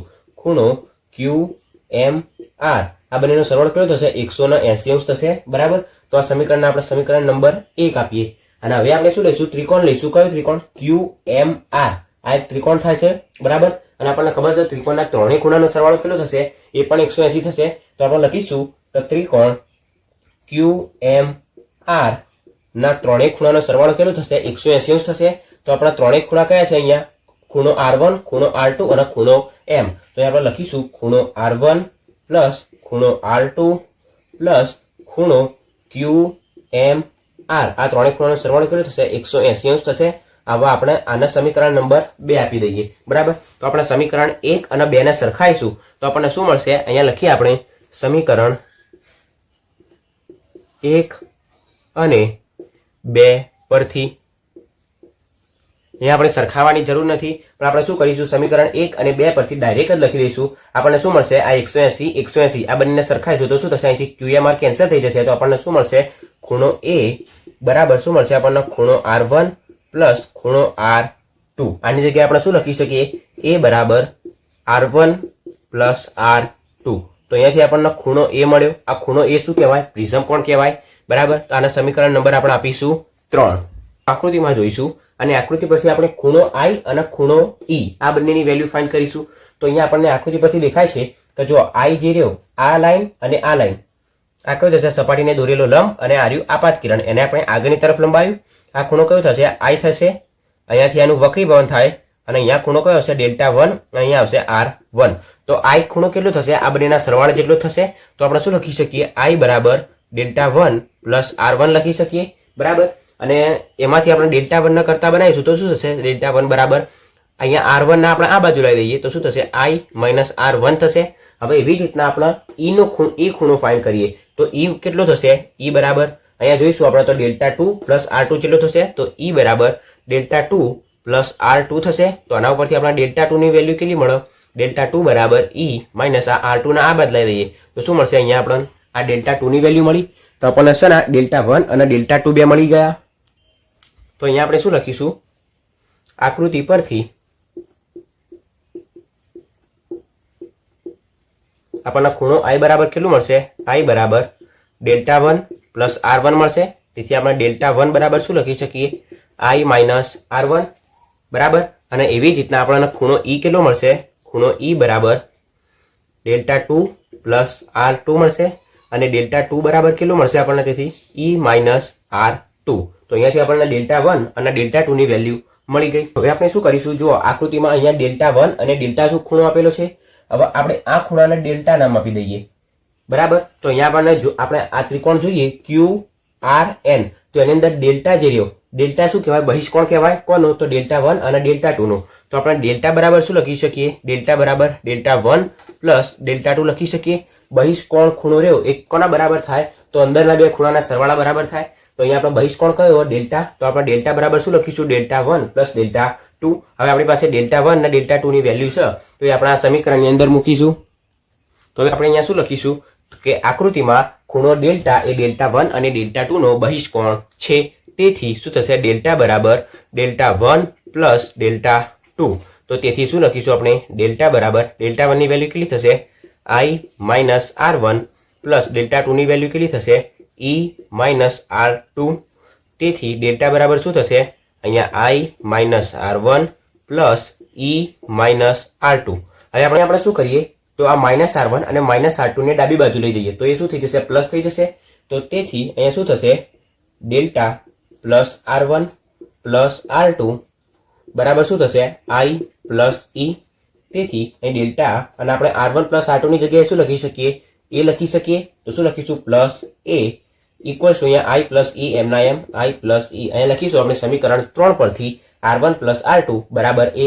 તો આપણને આ સૂત્ર મળી ગયું. તેથી અહીંયા આપણે શું કરીશું, ડેલ્ટા બરાબર આ એ ના બાજુ લઈ જઈશું તો શું થશે, I પ્લસ E માઇનસ એ. તો આ સૂત્ર કયું સૂત્ર મળ્યું આપણને, પ્રિઝમ સૂત્ર. આ બંને સૂત્ર કયા કહેવાય, પ્રિઝમ સૂત્ર. તો આપણે પ્રિઝમ સૂત્ર જોઈતું હતું અને આપણે એ સાબિત કરી દીધું. પ્રિઝમ સૂત્ર એકદમ સરળ હતું. લઘુત્તમ વિચલન કોણ સમજાવી પ્રિઝમના દ્રવ્ય માટે વક્રી ભવનાંકનું સૂત્ર મેળવું. તો સૌપ્રથમ આપણને ખબર છે વિચલન કોણ કોને કહેવાય, વિચલન કોણ ડેલ્ટા કહેવાય. બરાબર, હવે લઘુત્તમ વિચલન કોણ એટલે શું, તો કે અહીં આપણે વ્યાખ્યા લખીએ કે ડેલ્ટાના જે મૂલ્ય માટે I બરાબર E થાય. I બરાબર E એટલે શું, તો કે આપાત કોણ અને નિર્ગમન કોણ બંને સરખા થાય. તો તે મૂલ્યને શું કહેવાય, તે મૂલ્યને લઘુત્તમ વિચલન કોણ કહે છે. લઘુત્તમ વિચલન કોણ કહે છે. શું લખે અહીંયા કે ડેલ્ટાના જે મૂલ્ય માટે I બરાબર E થાય. ડેલ્ટા એટલે વિચલન કોણના જે મૂલ્ય માટે આપાત કોણ અને નિર્ગમન કોણ બંને સરખા થાય, તો તે મૂલ્યને શું કહેવાય, લઘુત્તમ વિચલન કોણ કહે છે. અને લઘુત્તમ વિચલન કોણને શેના તરીકે દર્શાવાય, dm તરીકે દર્શાવાય. તો હવે આપણે વક્રી ભવનાંક એટલે કે n કે જેને આપણે ઈટા કહીએ છીએ તેનું સૂત્ર મેળવીએ. તો અહીંયા આપણે લઘુત્તમ વિચલન કોણ જોઈ લીધું. હવે આપણે વક્રી ભવનાંકનું સૂત્ર મેળવીએ. તો સૌપ્રથમ આપણે જ્યારે પ્રિઝમ સૂત્ર મેળવી દીધું ત્યારે આપણે એક સૂત્ર જોયું હતું કે પ્રિઝમ કોણ A બરાબર R1 પ્લસ R2. આપણે પ્રિઝમ સૂત્ર મેળવ્યું હતું એ વખતે આ સૂત્ર અંદર આવ્યું હતું કે A બરાબર R1 પ્લસ R2. હવે આપણે જોઈએ કે જ્યારે R1 અને R2 બંને સરખા હોય, એટલે કે ક્યારે R1 બરાબર R2 બે સરખા હોય તો આપણે એને શું લઈએ, R લઈ લઈએ. તો શું થશે, તેથી A બરાબર R પ્લસ R થશે. બરાબર, તો A બરાબર શું થશે, 2R થશે. હવે આપણે R ની વેલ્યુ જોઈતી હોય તો આપણે શું કરીશું, R બરાબર આ બેના A ના નીચે લઈ જઈશું તો શું થશે, A/2 થશે. તો આપણને અહીંયાથી શેની વેલ્યુ મળી ગઈ, R ની વેલ્યુ મળી ગઈ. હવે આપણે પ્રિઝમ સૂત્ર લઈએ. પ્રિઝમ સૂત્ર કયું હતું, અહીં આપણે લખીશું. હવે પ્રિઝમ સૂત્ર પરથી I પ્લસ E બરાબર A પ્લસ ડેલ્ટા. આ શું આપણું પ્રિઝમ સૂત્ર છે, I plus E equals to A plus delta. તો હવે આપણે શું લખ્યું હતું કે ડેલ્ટાના જે મૂલ્ય માટે I બરાબર E થાય તો તે મૂલ્યને શું કહેવાય, લઘુત્તમ વિચલન કોણ કહે છે. તો અહીંયા શું થશે, I બરાબર E હશે. તો અહીંયા શું લખીએ, I પ્લસ અહીંયા E ની જગ્યાએ આપણે શું લખી શકીએ, I લખી શકીએ.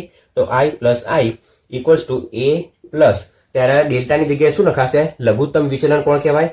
ફરીથી આપણે સમજીએ શું કરી દીધું કે ડેલ્ટાના જે મૂલ્ય માટે I બરાબર E થાય તો તે મૂલ્ય શું કહેવાય, લઘુત્તમ વિચલન કોણ કહેવાય. તો અહીંયા I પ્લસ આપણે E ની જગ્યાએ I લખ્યું તો વિચલન કોણ ડેલ્ટાની જગ્યાએ શું લખીશું, આપણે લઘુત્તમ વિચલન કોણ લખીશું. અને લઘુત્તમ વિચલન કોણ dm બરાબર. તો અહીંયા શું થશે, 2I થશે. 2I બરાબર A પ્લસ dm થશે. હવે આપણે અહીંથી I ની વેલ્યુ જોઈએ તો આપણે શું કરીશું, I બરાબર A plus dm, A plus dm/2. તો અહીંયાથી આપણને I ની વેલ્યુ મળી ગઈ, આપણને I અને R ની વેલ્યુ મળી ગઈ. તો હવે આપણને ખબર છે કે વક્રી ભવનાંક n નું સૂત્ર શું થાય, n બરાબર sin I ભાગ્યા sin R. આ વક્રી ભવનાંકનું સૂત્ર છે. બરાબર, તો આપણે શું કરીએ, n બરાબર અહીંયા I ની વેલ્યુ મૂકી દઈએ અને R ની વેલ્યુ મૂકી દઈએ તો શું થશે, sin I ની વેલ્યુ કેટલી થશે, A પ્લસ dm બાય 2 અને નીચે શું આવશે સાઇન આરની વેલ્યુ થશે a બાય 2. તો અહીંયા આપણને શું મળી ગયું? આ વક્રી ભવનાંકનું સૂત્ર મળી ગયું. બરાબર, આપણને આ જ સૂત્ર સાબિત કરવાનું હતું કે પ્રિઝમના દ્રવ્ય માટે વક્રી ભવનાંકનું સૂત્ર સાબિત કરો. તો શું થશે? સૂત્ર n બરાબર sin a plus dm by 2 upon sin a by 2. એક બીજો ક્વેશ્ચન જોઈએ કે આપેલો છે કે પાતળા પ્રિઝમ માટે લઘુત્તમ વિચલન કોણ dm બરાબર a ઇન્ટુ n-1 આ સૂત્ર મેળવો. તો સૌપ્રથમ આપણે જોઈશું કે આપણને ખબર છે કે n બરાબર શું થશે? આપણે હાલ જ જોયું, n બરાબર sin a plus dm by 2 upon નીચે શું હશે? sin a by 2. હવે આપણને આ સૂત્ર ખબર છે. તો જ્યારે sin થીટા જે રહ્યો આને શું કહેવાય? આ એક થીટા જ કહેવાય. તો જ્યારે sin થીટા ખૂબ નાનો હોય તો આપણે શું લખી શકીએ? જ્યાં sin a plus dm by 2 એના ઇક્વિવેલન્ટ આપણે શું લખી શકીએ? a પ્લસ dm બાય 2 લખી શકીએ. અને sin a બાય 2 એના ઇક્વિવેલન્ટ આપણે શું લખી શકીએ? a બાય 2 લખી શકીએ. બરાબર, તો આપણે આ બે વેલ્યુ જે રહી એ આ સમીકરણની અંદર મૂકીશું તો શું થશે? તેથી n બરાબર શું થશે?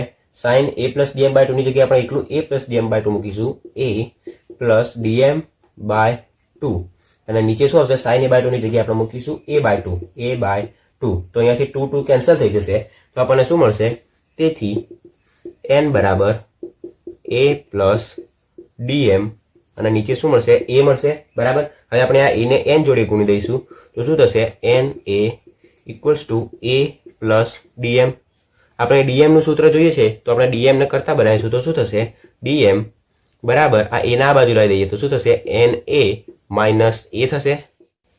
તો આપણે dm નું સૂત્ર જોઈએ તો હવે આપણે શું કરીશું? dm બરાબર અહીંયાથી a કોમન કાઢીશું તો શું થશે? a કોમન કાઢ્યો તો અહીંયા શું વધશે? n વધશે n અને માઇનસ 1 વધશે અહીંયા. તો આપણે આ સૂત્ર જોઈતું હતું એ મળી ગયું. dm બરાબર a ઇન્ટુ n-1. આ પાતળા પ્રિઝમ માટે dm એટલે કે લઘુત્તમ વિચલન કોણનું સૂત્ર કહેવાય.